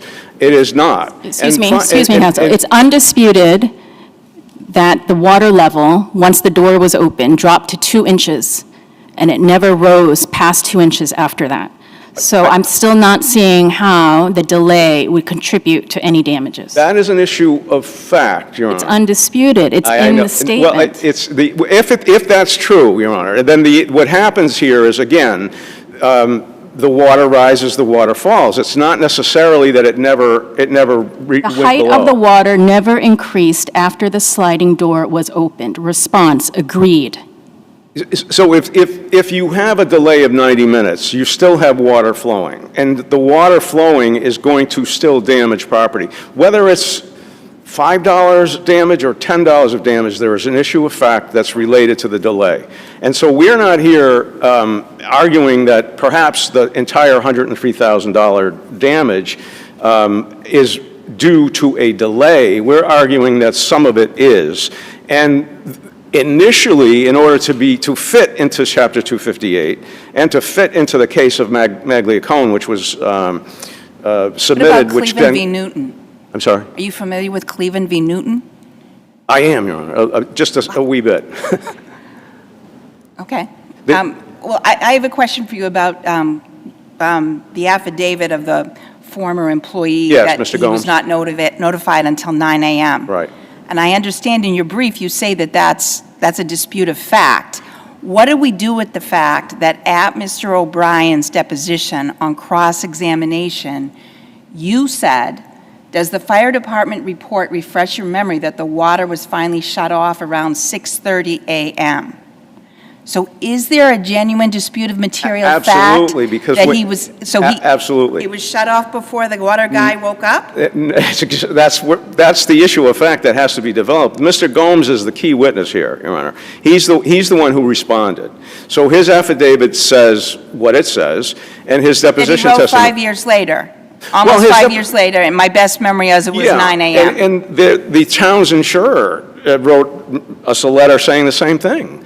And so when we deposed Mr. Gomes, he's saying, I remember this is what happened. I remember this is what happened. I remember this is what happened. And so his testimony will definitely conflict with Mr. O'Brien's testimony, who is testifying about things that he does not know. He's also saying that there's, that the service of the town ends at the curb. There's no case law that they produce about that. There are no statutes that are produced about that by the town. So that is just conjecture. That's just standard procedure that Mr. O'Brien may use or may say in his process of defending this case. But it is not anywhere in any statute, any ordinance, anything that indicates that the machinery that's supplied by the town ends at the curb cut. Where do you, from the record before us, where do you get the information that the equipment supplied by the town includes not just the water meter. Yes. But it extends to the pipes Yes. and the compression fitting on either side. Does it extend to the toilets and the sinks? Where No, does it stops, I've attached all of those exhibits, Your Honor, which indicate that it stops at the two fittings. The two fittings come from the town. Who said that? The town says that.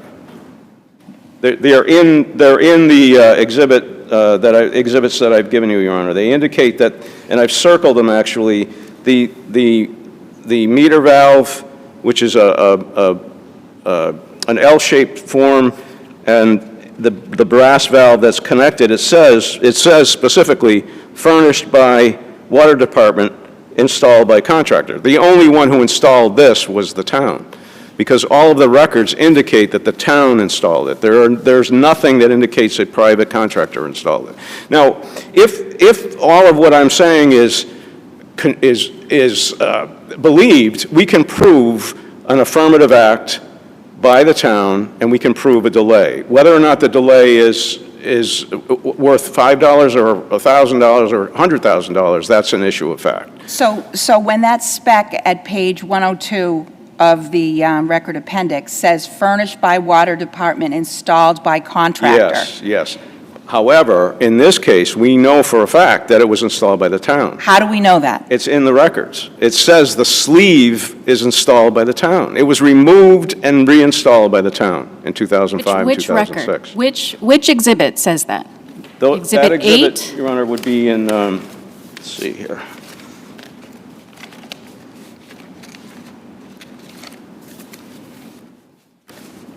It's towards the end, Your Honor, and it has 5 or 6 pages of schematics, and then it has the notations of the city as to what they actually did at the home. Removed 1-inch meter that froze and cracked, installed new 1-inch meter, and wired the RR6 to it.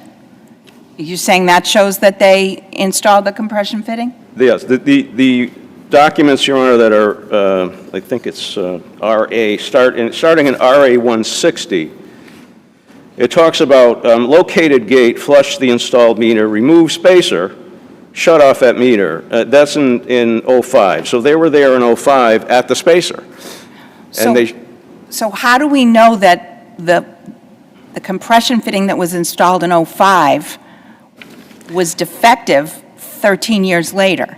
It was installed in May 16th of 05. Removed meter that froze and cracked, installed new meter, wired, I can't read the rest of it, but so their own records, the town of Falmouth's own records, indicate that they installed the meter, this particular meter that failed. But my two questions for you are, does it say that they installed the compression fitting?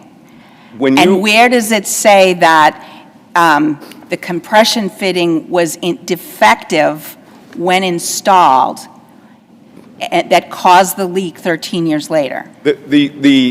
My expert indicates that when you install the meter, you have to also install the fitting. You cannot just put the meter in and walk away, because then you'd have nothing on either side. So you have to put the meter in that's owned by the city, and you connect it with the connector that's coming from the basement area, and then you connect it, and then you connect it to another one. So you are actually installing the whole fixture. You're installing the whole thing. But those are facts Yes. that are underlying your expert's opinion. Yes.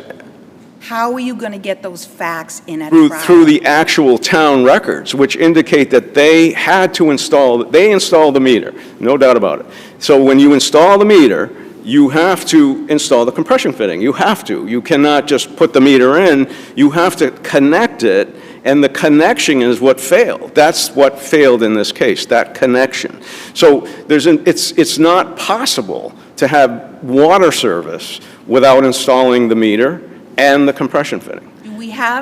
Do you have any discovery from Mr. Ladd about who did the plumbing for the house back in 2004 and 05? Before Mr. Dowling owned it, what we were able to find are what I produced for you, the entire file from the town of Falmouth with all of the records, and it shows the history. But what about the builder?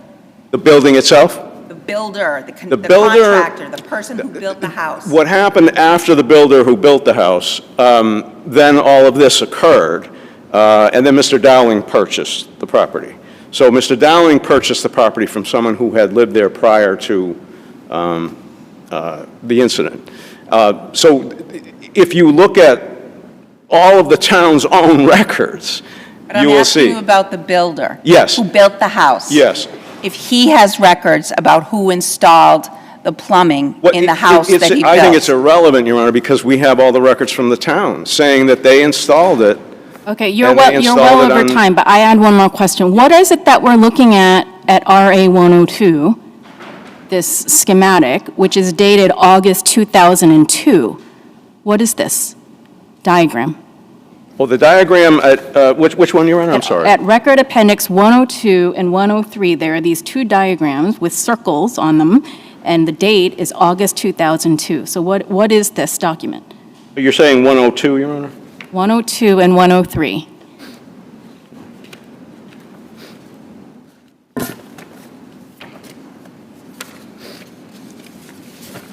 That is a Town of Falmouth document that indicates that they furnish these items. They furnish, the Water Department furnishes the, Not specific to this property, right? Because it's dated 2002.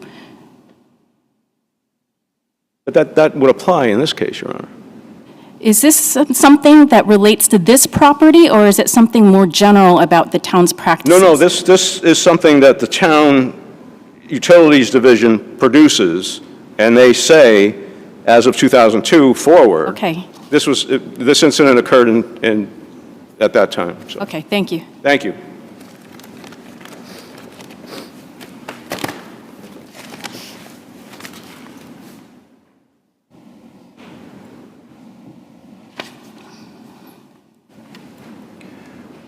Morning, Your Honors. Jason Crowdy on behalf of the town. I'm happy to answer questions first, but I could just give you a brief overview of our position, if that makes sense. In our view, there are two counts pled against the town. One is a breach of contract claim, one is a negligence claim. In our view, the lower court correctly decided both of those counts on summary judgment in the town's favor. One thing I wanted to raise very briefly, based upon Your Honor's questions, there were two other entities that were sued in this case before the town was brought in. Both of those entities had to do with the building of the home. The town does not build the home. The town does not install the plumbing. The town does not own the plumbing in the home.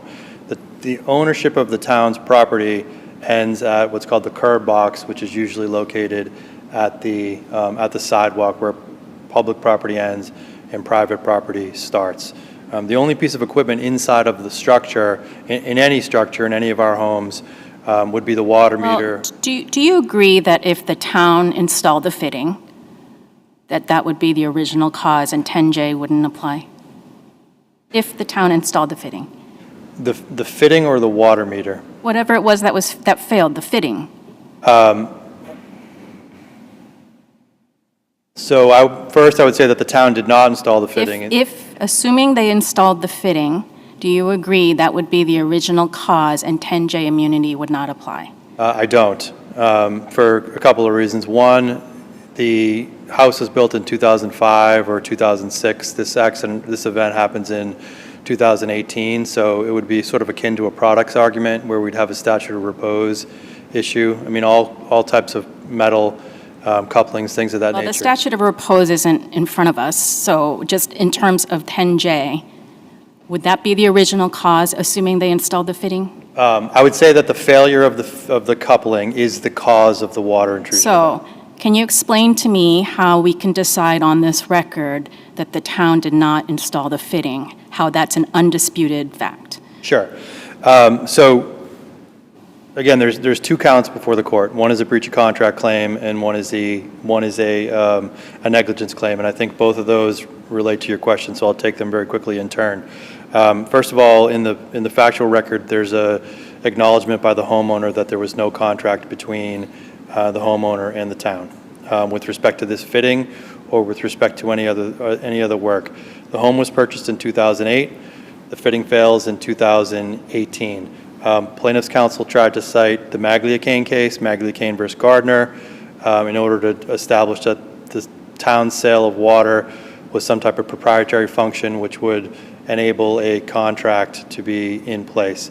I happen to know the Maglia-Kane versus Gardner case very well because it's my case. I've been litigating it for the last few years, and I'm continuing to litigate it. So in Maglia-Kane, the court, the SJC, once and for all, decided the issue that a municipality's involvement in an activity such as the sale of water to the public does not take it outside of the Massachusetts Tort Claims Act, and here it would not provide any type of basis for a breach of contract claim. But here, the issue isn't the sale of water with the low alkalinity, and like in Maglia-Kane. The issue, as I understand it, is the provision of this compression fitting that turned out to be allegedly defective 13 years later. Where in the record, as Judge Shin asked, where in the record does it say or that it's not a disputed fact as to whether or not the town installed the compression fitting? So on page 17 of the plaintiff's brief, the 9A statement of facts, as was before the Superior Court on the summary judgment record, and it's relatively brief. The water department supervisor, Mr. O'Brien, I think sort of lays out what the town did or didn't do. In paragraph 6, he notes that the town did not install the plumbing equipment, the compression fitting that failed, nor does the town own it. To the contrary, it is the property of the homeowner. And that's Mr. O'Brien's testimony. The only dispute, it simply just says disputed, see town records. And in our view, those records are not pertinent to or relevant to this exact situation at issue. The other thing I think which is very important is the plaintiff's own retained expert, which is cited in paragraph 5. It says the compression fitting and the water meter were likely installed by the East Falmouth Water Department. It doesn't say that they were installed. He just says lightly. So why isn't that a disputed fact for trial? Because the town's water department supervisor testified affirmatively that it was not. And that's disputed, and there's a statement from the expert saying that's established procedure that when a municipality installs a meter, they also install all the fittings that are attached to it. So, I mean, I want to give you the chance to explain why that doesn't create a dispute of fact, because it seems to me this is disputed. So in our position, there's nothing in the summary judgment record that shows that the compression fitting that failed was installed by the town. The only thing that plaintiff can report to, can point to, is an expert report that says likely. That's not enough to. So they can't put an engineer on the stand to testify that when you install the meter, you have to install all the fittings, attach the meter. You're saying that that's not enough to prove that the town installed it?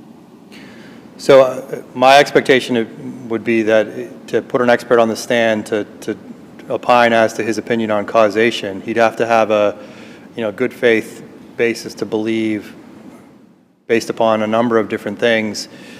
He'd have to review the record or testimony from someone that says the town was the entity or the person who installed the compression fitting. Here we have undisputed testimony in the record from Mr. O'Brien that says we did not do that, and there's nothing cited in the plaintiff's expert report that he would be able to base the opposite of that on. Well, what about the fact Mr. O'Brien was asked about the fact that Mr. Friedman's affidavit said there was no permit. It appears there was no permit, and therefore the town must have installed it. Mr. O'Brien testified at his deposition, yeah, there was a permit. It's at RA 165. It's this document titled Water Sewer Service Application. And then he was questioned about this handwritten notation, 102904, will send plumber so meter can be installed.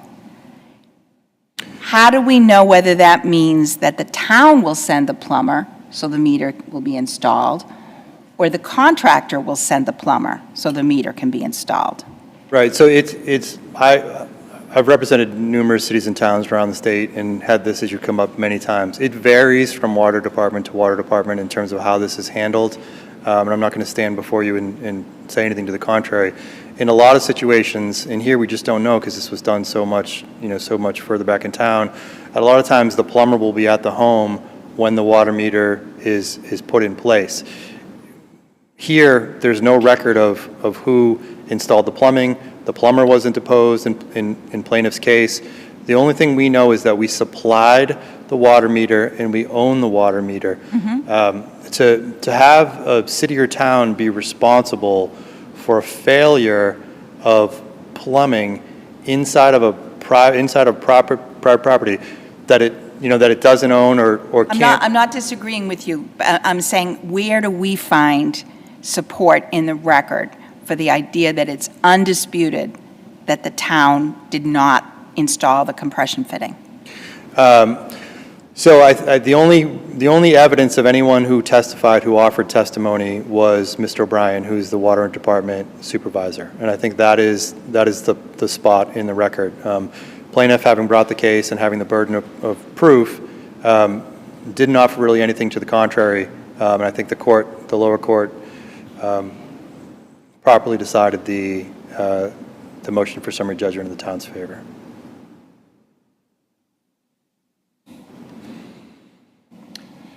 How do you interpret Record Appendix 102 and 103, the Town of Falmouth Utilities Division documents? Does that not appear to show that they furnish the fitting that failed? No, I think we don't have a way of knowing whether it's sort of the policies and procedures of the towns generally, as opposed to this particular piece of property. We can't infer they followed their procedures in 2005. I think it's really the real world reality of it is I think it's very case dependent upon what the plumber did. I mean, this is a new home being built, right? In 2004, 2005, the water meter would be, so the way that it sort of works chronologically is the house is built, the plumbing's installed, the water is not turned on, the water meter is the last thing that goes on. So what one plumber did versus another plumber did building a new construction home, we really don't have a way of knowing one way or the other. But these documents that Judge Smyth was just referring to, Town of Falmouth, Department of Public Works, Utilities Division, standard plans and specifications for the construction of and installation of water distribution and wastewater collection systems. Are those specs about what's in the sewers that's owned by the town, or are they about how to install valves and things in the house? So the same department runs the water and the wastewater and sewage, so a lot of the documents that I think sort of blend together and are referring to different things. I don't necessarily think that that's talking about compression fittings and water meters with inside of a home or with this home in particular. Is there any distinction if the fitting were installed improperly or the actual fitting were a defective piece of equipment? I think there's an important distinction there, right? So if there was a failure based upon the installation, the liability would lie with the person who installed it, arguably. Before getting into statute of limitations, statute of repose issues, it's 13 years old. The town certainly does not manufacture any of the equipment at issue here. I mean, it doesn't manufacture the meter, doesn't manufacture any of the piping. So if there's a failure based upon a metal fracture, thing of that nature, I don't think that could be attributed to either the town or, quite frankly, to the plumber or any of the other entities that were first sued in this litigation. Okay, thank you, counsel. Case is submitted. Thank you, Your Honors. We're going to take our morning break. We'll be back in about 15 minutes. All rise.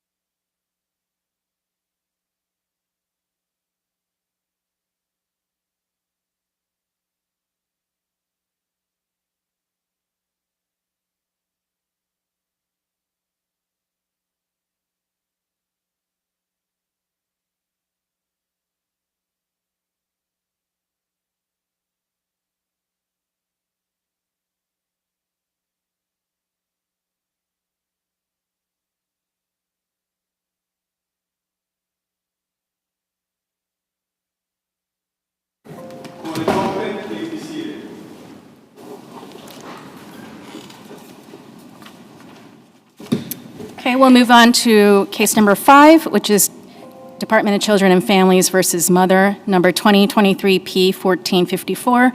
As I'm sure you're aware, this case is impounded, so please refrain from using the parties' names. May it please the court, Sherry Krasner on behalf of the mother who is watching this argument on the live stream. We are asking that the court vacate the judgment and remand to the trial court. On the civil side of the ledger, termination cases are the most consequential cases that the courts have to decide because of the liberty interest involved. And here, and I'm not meaning to be flippant or disrespectful, but does this court want to affirm the irrevocable end of a parent-child relationship based on a dozen pages of testimony from a novice worker who had one meeting with the parent?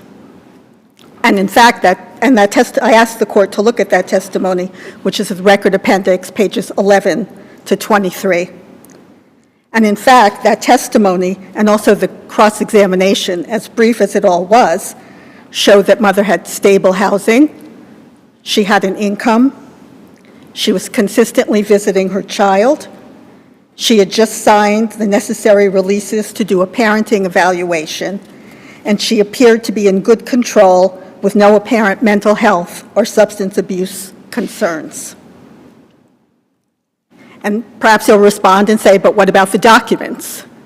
This decidedly was not a documents case. There wasn't a single DCF report. The updated court investigation was close to a year old. The only document, contemporaneous document, was an action plan that was prepared a few weeks before trial. That's at record appendix page 324. And if you look at that, mother had complied with many of the things that were on it in terms of having housing, in terms of having an income, in terms of consistently visiting with her child. You may ask, there seems to be an undercurrent talking about domestic violence in this case, but I would remind the court that the two reports that the child was a witness to verbal arguments, both of those were screened out. And that action plan to which I just referred, there are no requirements on that having to do with domestic violence. So from the department's perspective, they certainly weren't suggesting that that was an issue in the case. Of course, I'm skipping ahead and over my first argument that we shouldn't even be getting here because of the due process issue. And I would say to the court, too, that child's counsel did not respond to the argument, the due process violation suggested she's implicitly agreeing that there was a due process violation when mother was constructively. That appellee doesn't have any obligation to file a brief, so I think that goes too far. But I wanted to ask a question about this. So it seems to me that the real nature of your challenge is to the latter decision, not to keep the evidence open for the mother to come in, because on the motion to withdraw, how was the mother prejudiced by letting counsel represent her during the trial? Well, first, there was a complete breakdown in the relationship. That no one disputed that. And when there's a complete breakdown in communication between a client and her counsel, that threatens the right to a fair trial. And counsel did try to come in before trial. She marked up her motion to withdraw based on that breakdown in communication several weeks before trial, and the court declined. The court didn't deny the motion. The court simply did not act on the motion. And then at the day of trial, the judge, she didn't apply the right standard. She said, I can't let you out because mother hasn't abandoned the proceedings. But how did that decision prejudice the mother? Because the alternative would have been the judge would have held the trial with mother completely unrepresented, right? Because she wasn't there. So there was a certain benefit to mother by having counsel there to register objections and to be an officer of the court. But if counsel and mother have not been able to communicate about what mother's position is at trial, how can you argue that that counsel is effectively representing that mother? And if she's not effectively representing that mother, then that is the prejudice to the mother, not being represented by someone who knows what it is that you want and what you want your counsel to be arguing for. But this attorney, well, the situations are fluid. A few months before that, there had been a breakdown and it was resolved, correct, with that same attorney? Correct. And this attorney was a third attorney, correct? She was, but I would say, well, I don't know if you wanted to ask. No, go ahead. That there's nothing, when the judge denied the motion, there is nothing at all to suggest that the judge had looked at the docket, realized that this was the third attorney. That was not nothing that you can glean from the record to suggest that that is what caused the judge to deny the motion. She denied it because she said, well, your client hasn't abandoned the proceedings, so I can't let you out. But this judge had been on this matter before, and I believe the judge had discussed that during the last time your client had attempted to fire her third attorney. Right. So I think we can infer the judge knew the circumstances. And also, this judge was faced with your client who decided not to appear for trial. So as Justice Shin said, she had a difficult choice to make. If she had let the attorney withdraw, that would have put your client at a significant disadvantage. Then she should have allowed the record to stay open. Because if there has been this, particularly in this case, where there was a disagreement, they were able to resolve it, and then counsel comes back a few months later, before trial, doesn't wait till the eve of trial, a few weeks before trial, and says, look, we cannot communicate. And she specifically says in her affidavit, counsel, that the due process, this implicates due process, because I know that there's such a breakdown. And so for the judge not to hold the record open for a brief period, no one is suggesting it needed to be a long period of time, but for a brief period of time to let mother come in, explain the reasons for the breakdown so the court could make that assessment. Do we know from this record what the mother would have said if she'd had that opportunity? No, we don't. I mean, we know that there was that breakdown, but again, if you don't know, then you don't know if it was, if mother had unrealistic expectations of counsel. I mean, that might have been a reason where the court said, no, counsel can't withdraw, but we don't know at all what those reasons are, and not to hold the record up. And of course, we understand that the interests of the child are paramount in these cases, but this was a case where the child was in a stable placement, had been in that placement essentially the entire time that she had been in care, and that a brief continuance to allow mother to come in and to determine what were her reasons for alleging that there had been a breakdown in that relationship would preserve her rights. Don't the motions and the affidavits of counsel establish that what was going on was that the mother was not responding to counsel? It wasn't that there was anything substantive that they were disagreeing on. She just simply wasn't communicating. I mean, it's tricky for counsel always in these cases because counsel, I mean, there's a confidential client attorney relationship, and there's only so much that the attorney can ethically divulge, but she did say that she felt that the mother's due process. But she says affirmatively in the affidavit, I have been unable to reach her, and she hasn't heard from the mother. I believe she says that in the first affidavit. Yeah, and then in the next motion for short notice, she says she got a text from the mother just asking her to withdraw, and in concert with that, the mother refused to attend a prearranged phone consult. But the prearranged, I believe, was in the first motion. The second motion, she does talk about the difficulty in... Prearranged is in the motion for short notice. I'm sorry, I can't hear you. The prearranged consult is in the motion for short notice, which was filed in May of 2023. So That was what she filed in support of going forward on the emergency basis, and not Right, to right. nitpick, So but in isn't- terms isn't- of why she wanted to withdraw, when she talks about why. I mean, aren't these documents pretty clear that she's seeking to withdraw because the mother is just not communicating with her? Because Period. mother had communicated to counsel that we can't work together. Something is wrong with this relationship.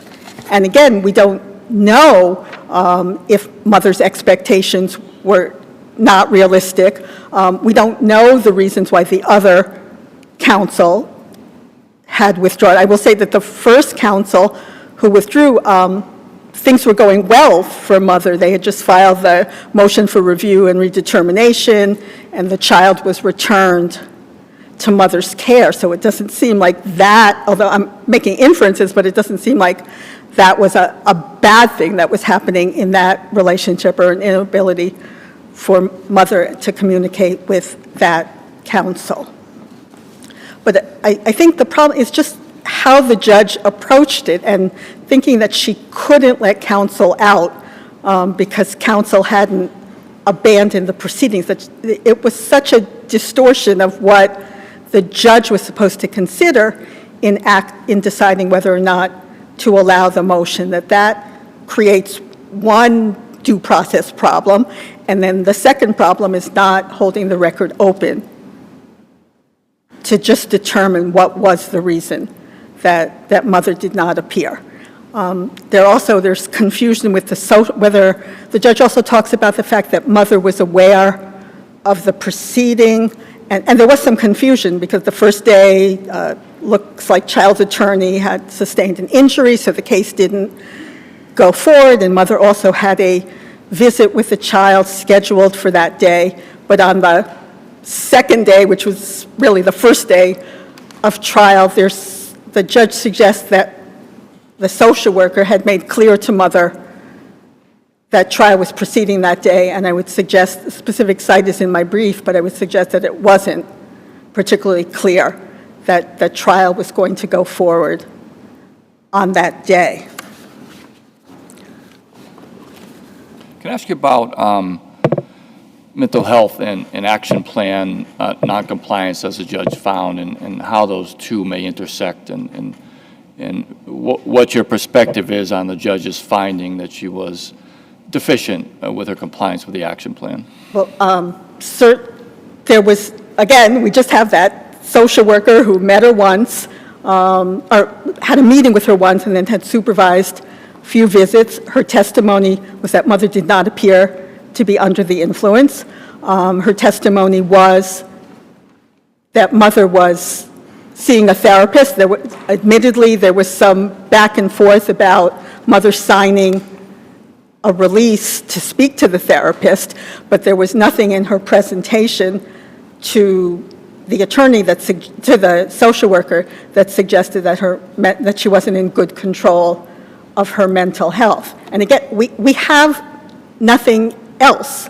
We just have those few pages from the social worker, and I would suggest in a case of this magnitude that, a few statements like that, and again, and why I cited to adoption of Harriet in my brief is because you have to have sympathy for a judge who, here's a trial, we're scheduled for trial, we've got a busy docket, the parent doesn't show up. I mean, it's understandable, but the due process rights that are at stake, it can't be enough if the department doesn't make its case. And that's what this court said 30 years ago in adoption of Harriet, and I think that same holding has to apply here today.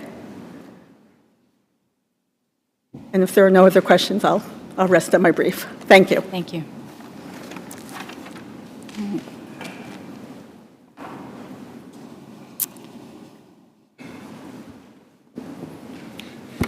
I understand you'll be splitting your time, 10 minutes and 5 minutes? Yes, Your Honor, Okay. that's correct.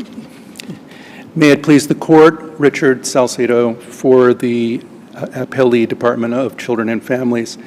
With regard to mother's main argument, I would like to point out that the original date of trial was not June of 2023, but in January.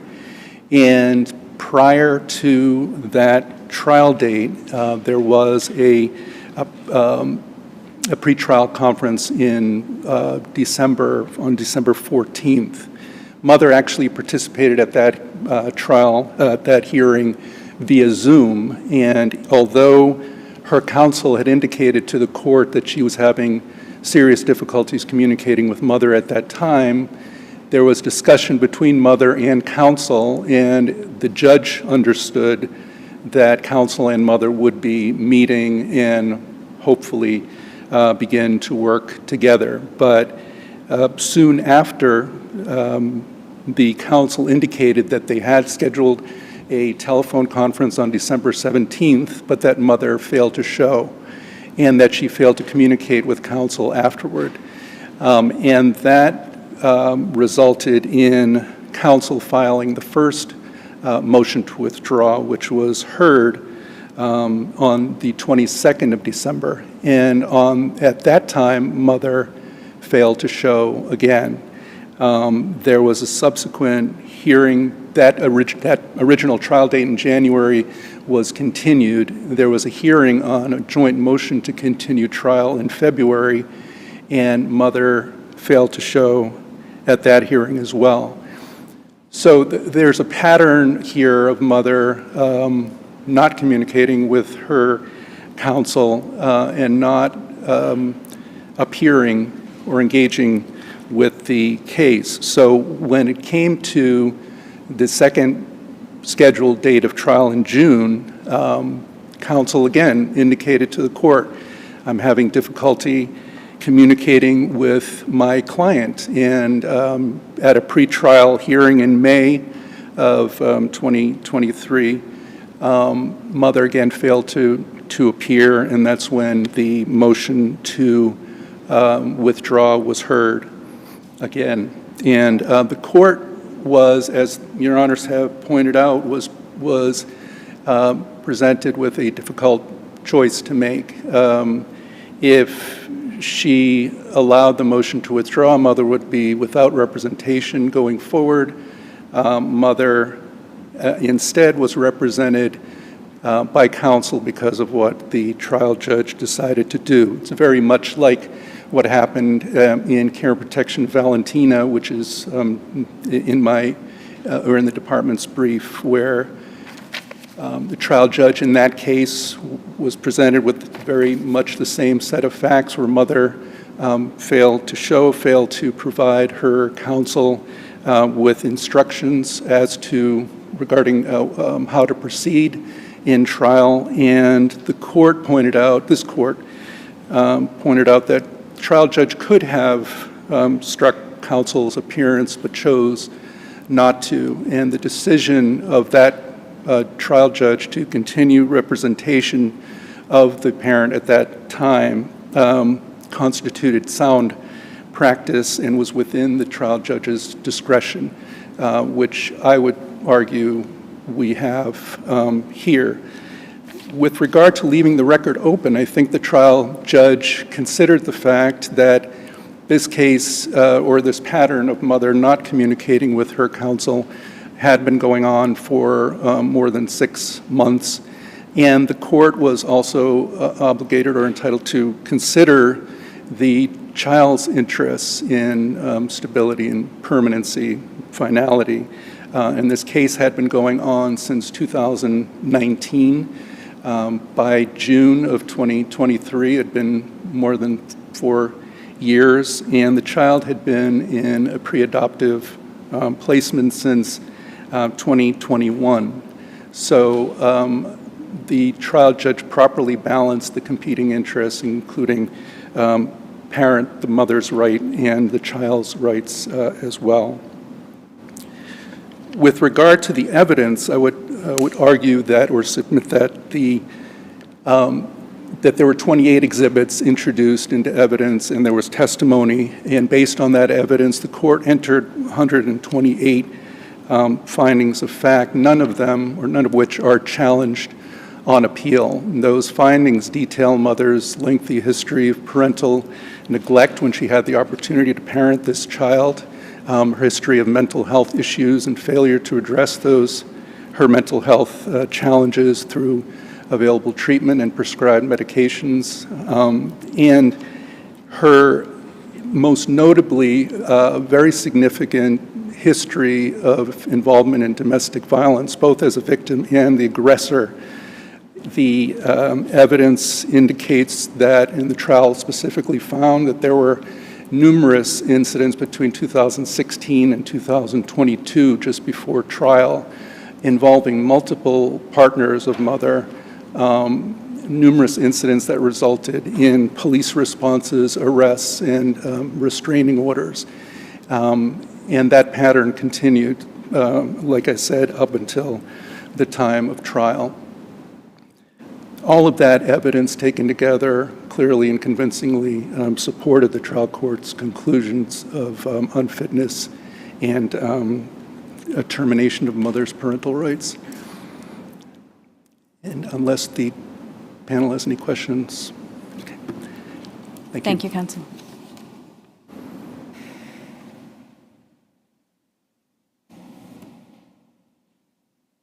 Good morning, Your Honors. Tamika O'Brien on behalf of the child. Your Honors, the heart of this case is consistency. In this case, mother was consistently missed court dates. She missed 15 out of 21 of the court dates. She consistently engaged in intimate partner violence, not just with her boyfriends, but also with her own mother. There were, in this case, 11 domestic violence responses, and mother had 2 restraining orders against herself. 2 of these incidents were in front of the child. Yes, there were verbal arguments, but they were domestic violence incidents nonetheless. She consistently missed virtual visits. The trial court found that she had missed the majority of virtual visits, and while she was more consistent with her visits with the child while in person, she was often late to those visits. She inconsistently engaged in therapy. In January of 2023, she did not have a primary care physician or a psychiatrist. And considering her mental health diagnoses, that is something that is very crucial. She claimed in meeting with she met with a social worker in May of 2023, and she claimed that she was engaged in therapy, but at that time she was unwilling to discuss services, did not want to file or sign a release saying that she'd already signed one. She wouldn't provide the name of her therapist. Yes, a lot of this evidence, as the appellant points out, was as this case had rocked on. But there was no intervening change here in mother's behavior. Her behavior and her responses to the department's requests and action, or on her action plan, were just like the responses to the rest of her life. They were inconsistent.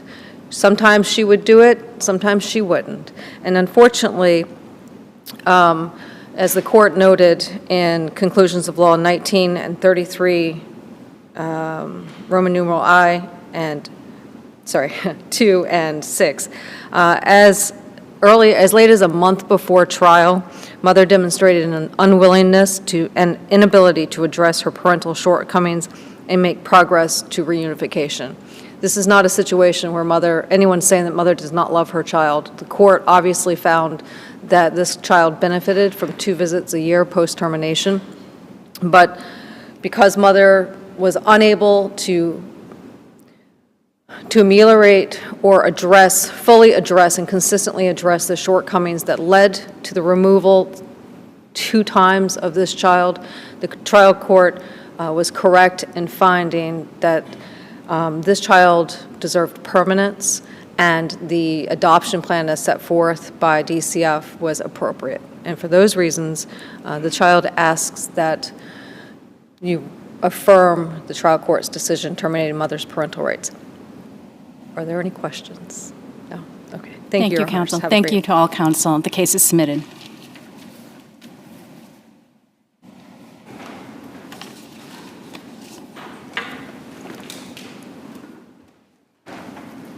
Our final case is Department of Children and Families versus Mother et al., case number 2023-P757.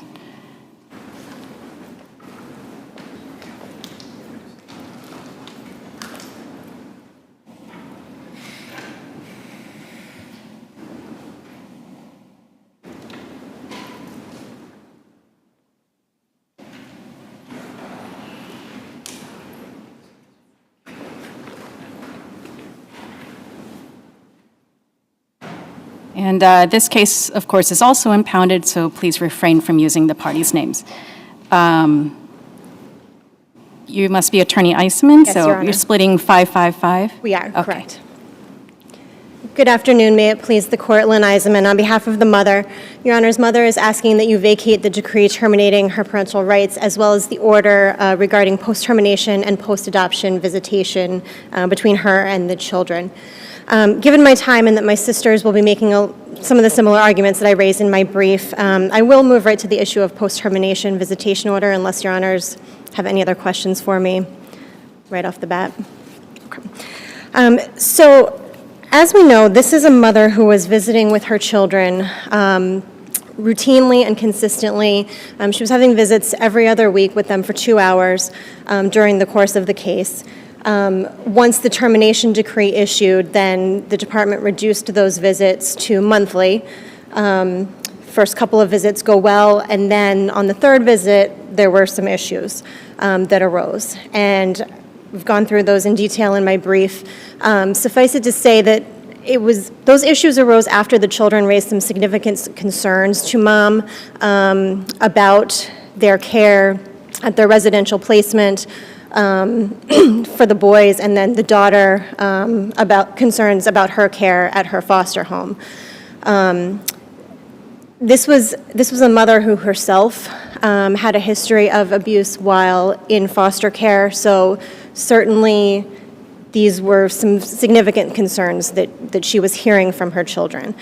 And that's what led ultimately to the visit being ended, the police being called. It was not the department who notified Mother about these concerns. So these were marks on the children. One of the children had lice. So that was another piece that just added to this, that the department either didn't know that this was happening or hadn't communicated with Mother before the visit so that she was aware of what to expect. And unfortunately, things spiraled after that.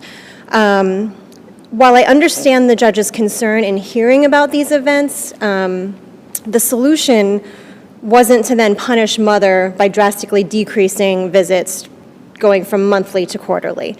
The better solution would have been to put in place a system where how notification to Mom by the department of concerns would have been communicated before visits, how and when issues would be discussed, things of that nature, because none of those rules were in place prior to the visit that the judge had implemented. And the conditions that the judge put in place don't address the concerns about the miscommunication between Mom and the department. It's things like Mom will not speak about the court case or the appeal with the children, except that doesn't address those concerns from that visit because the kids have counsel.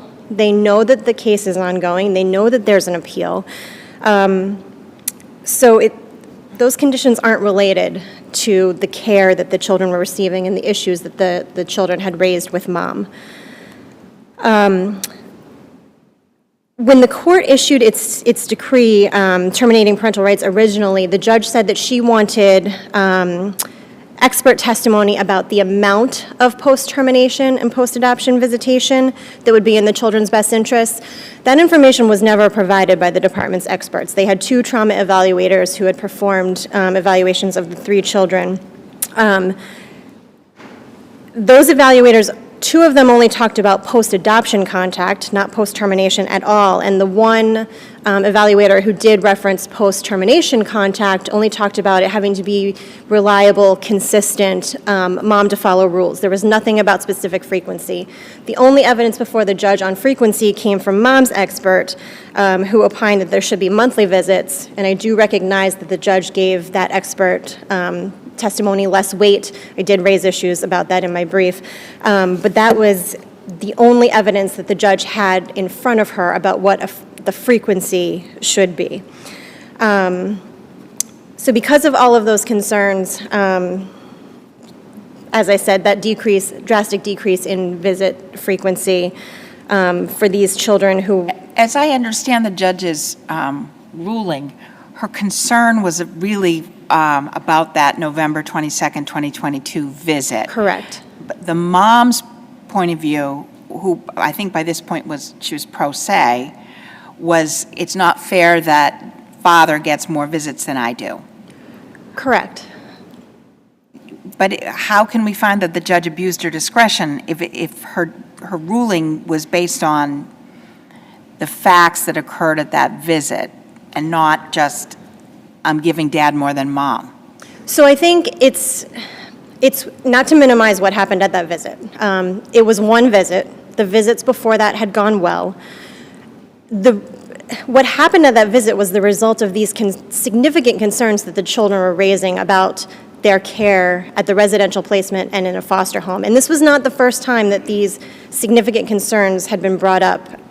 For example, the daughter was physically abused in a prior foster home. There were criminal charges against that foster mother. So this is, unfortunately, very sadly, has happened to these children before. So this was a triggering event, certainly. So I think putting some rules around when issues come up, if a child suffers an injury while in care, notifying mom in advance so that she's aware of this and can expect it instead of having to hear it from the children first instead of the department whose custody these children are under. So there's a motion pending in the juvenile court. Is that motion seeking to reduce the visits, or does it concern something else? That was a motion that the department filed to terminate visits. Terminate visits altogether? Altogether, yes. Okay. And that is, the next date on that is in August. Okay. And that's based on, I'm assuming, intervening events between then and now? Correct, Okay. yes. Okay. And if the panel has no further questions, I would just, again, request that the decree be vacated. Thank you.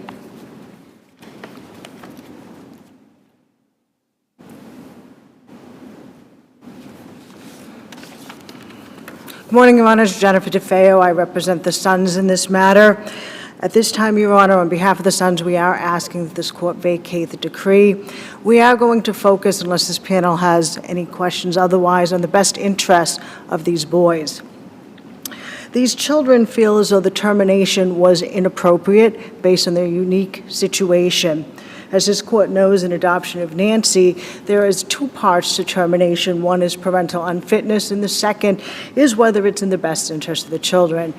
In the Son's position, there was no reason at the time that the termination occurred for it to occur. The issues between unfitness and best interest should not be conflated. They have to be looked at independently. The best interest analysis wants this court, the lower court, to focus on the specific situations as they exist for the children at that time, and that's in custody of a minor. And in doing so, by looking at the situation, the juvenile court needs to consider the children's needs, affections, and their environment. And that has to be looked at based upon the parent's character, temperament, capacity, and conduct. This court, as I'm sure has read well into the facts, saw that the children, in particular the Sons, had disastrous foster care placements. The older son was 8 when he was placed in St. Anne's after 2 disastrous foster care placements. He stated during his trauma evaluation that he feels mad and sad when talking about adoption. There's nothing in the trauma evaluation that suggests that the older son can or will bond with anyone. other than his parents and siblings. And bonding is very important. The court should consider whether the child has a continuous placement, bonds with any particular caretaker, and his likelihood of being adopted. There's nothing in any report that suggests that. Even the adoption social worker, at the time of trial, found that she couldn't start the recoupment process, in part because of the younger son's ability to be successful in placements or in placements with his siblings. The younger son had 15 disastrous placements. 51 A's were filed against his foster parents. One placement resulted in him being physically harmed. He's currently 10 and a half years old, and he is in St. Anne's as well. The St. Anne's program has provided these boys, without a doubt, with stability. There are counselors who they may be bonded with, but it's not a bond that's going to be a lasting bond, such as with a parent or how the court would anticipate a foster parent. These are fleeting relationships. The counselors are going to come and go. Their teachers are going to come and go. Just like a child in a public school system, they may bond with a teacher, but what type of bond is that? That is not the bond that this court should be considering when looking at whether the children's best interests would be served by the termination of the parental rights. So the adoption worker testified that she has been successful in the past in finding homes for children with similar level of needs, and the judge credited that testimony. So what do we do with that? Well, Your Honor, I think you also have to take that in light of the social worker's other testimony, which the judge glossed over, such as troubling facts. Let's not focus on those troubling facts. The troubling facts are the social worker specifically said, I cannot start recruitment yet. Why? Because the children need more time. The children are not ready to be placed. The younger son cannot get along well enough with his sister, which is demonstrated not only in the trauma evaluation, but in field foster placements together, that it wasn't ripe. And that is one of the big issues in this case, Your Honors, is that the best interests did not scream enough in this case. What it screamed is, we are not ready. The children were not ready for this to happen. What this has done is created uncertainty, fear, unpredictability in their lives. The younger son told the trauma evaluator, I've only felt safe at St. Anne's and with my mother. That is a huge telling statement. Where is his mindset? How is he going to walk out those doors if and when at St. Anne's? And we don't know when that's going to be. He could be 18 years old. He could be 22. He could be 12. We don't know. But today what we know is that boy has said, I want to go home to my parents. I don't want to go anywhere else. And he's shown, if I go anywhere else, I am not going to handle it well. And Your Honors, I see my time is up, but I would like to say that the judge at trial transcript 30 stated, unless you find angels that walk this earth, these are unadoptable children. She said that at the beginning of the trial, and she was referring to all of the cases on her list that day. She wasn't referring to these children specifically. She was very clear that these children were institutionalized, Your Honor, and that because of this system of institutionalization, which these boys definitely are, that it would take more than just an adoption social worker's statement, in our opinion, that they are placeable. These boys themselves do not believe that they're placeable. And the older boy at 13 and a half is not going to consent, which is going to throw the entire system off because the adoption social worker believes that they should be adopted together, which does not coincide with the reality. The older boy saying, no way, and the younger two not getting along. So again, we are asking that this be vacated and that the best interests of the children dictate that this was not the appropriate decision. And if there are no further questions, I will rest on my brief. Okay, thank you, counsel. Thank you.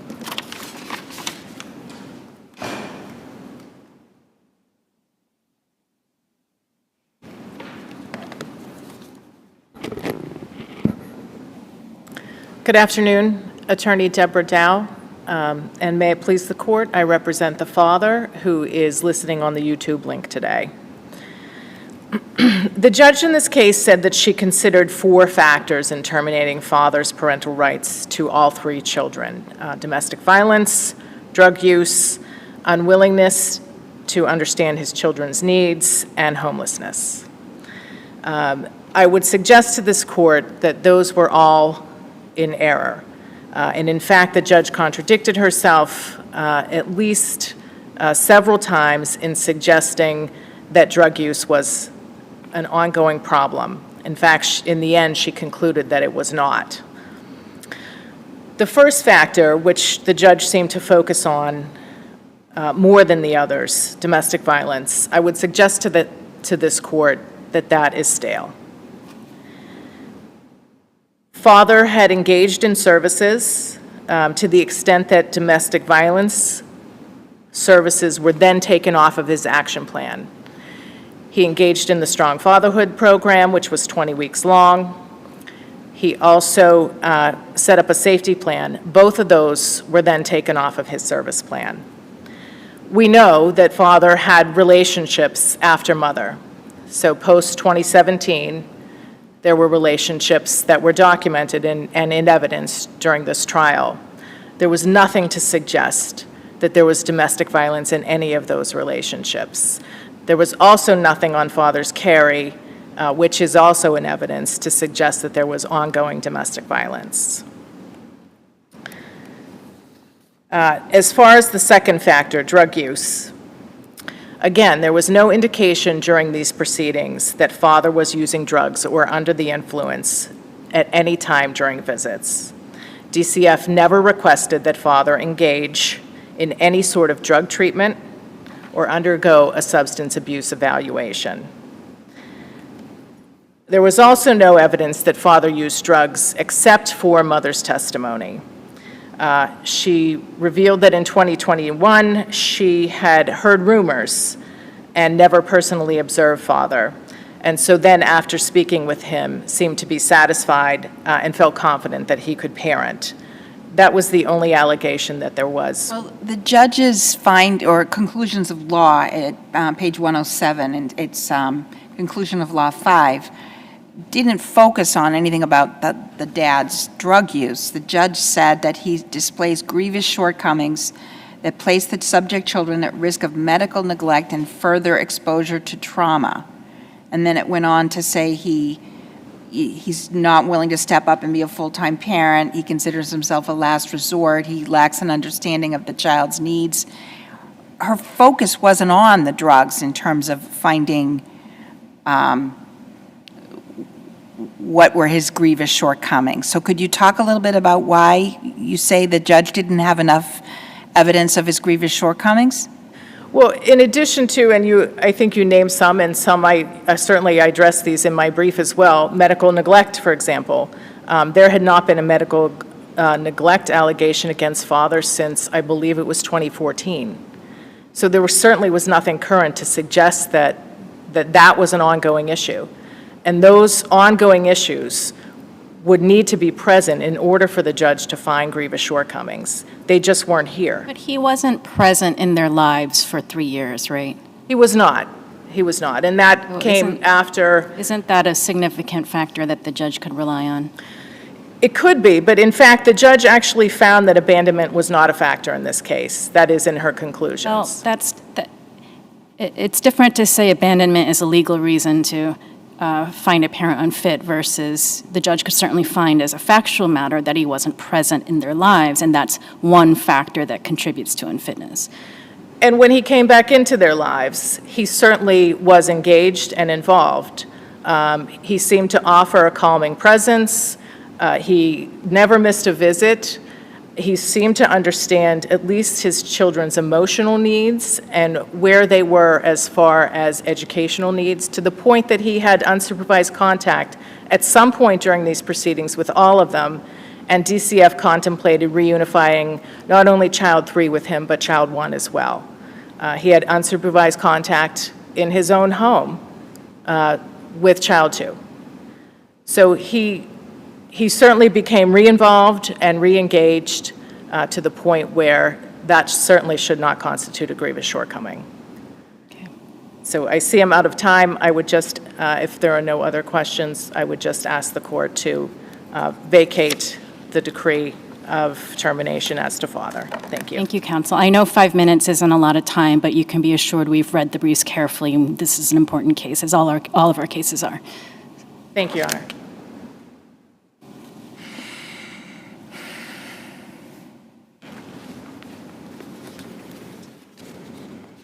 Counsel, I understand you're splitting your time 10 minutes and 5 minutes? Correct, Your Honor.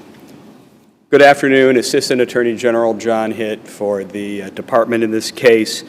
We would ask that the court affirm the decrees and orders of the juvenile court here.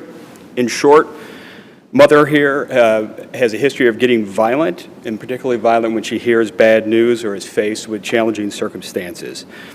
She has immersed the children in a violent and chaotic environment. She has been regularly a part of that violence, and that has included every time the department has tried to reunify her with these children.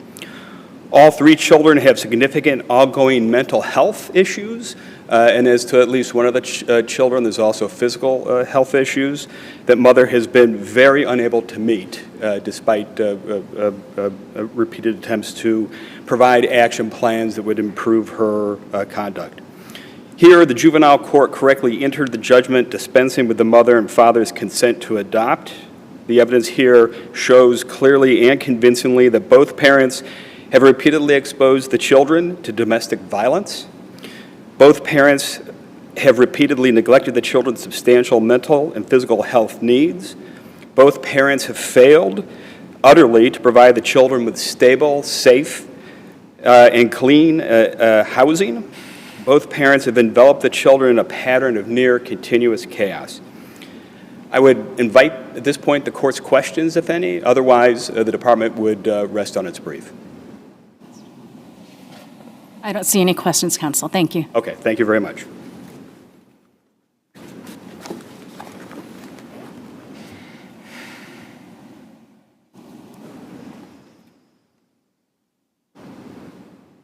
Good afternoon. May it please the court. Susan Taylor for appellee child number 2. My client will be 12 years old in October. She has not resided with either parent, since December of 2018. She has spent more than 50% of her life in foster care, and that's not counting the 2 years that she was in foster care from 2015 to 2017. She is going into the 6th grade, and since December of 2022, she's resided at St. Anne's. That placement has provided her with the first case of some safety and stability, something that she never had with her parents. It is not an abuse of discretion for the court to have found that these parents are unfit. Mother suffers from lifelong untreated mental illness and anger issues, long-standing housing instability, and domestic violence with the partners that she has been with. Father, likewise, in domestic violence with mother, when the children were present and involved in those instances of domestic violence. Father also has housing instability. He seems to reside with whatever woman he is with at the time. And his lack of engagement with the children for 3 years. Although that said, I will say that my client is bonded to these parents. She visits with the father monthly. She enjoys those visits. She's communicated to me that she would like to see her father more often, not less often. She also would like to, she sees her mother quarterly. She told me that I saw her yesterday, and she told me that she sees her mother quarterly, and she would like to see her mother more often. Not as often as her father, but she would like to see her mother more often. It was not an abuse of discretion to terminate these parental rights, and I asked the court to affirm the lower court's decision. Okay, thank you, counsel. Thank you to all counsel. The case is submitted. Thank you. That concludes our session. Thank you to our court officer, our timekeeper,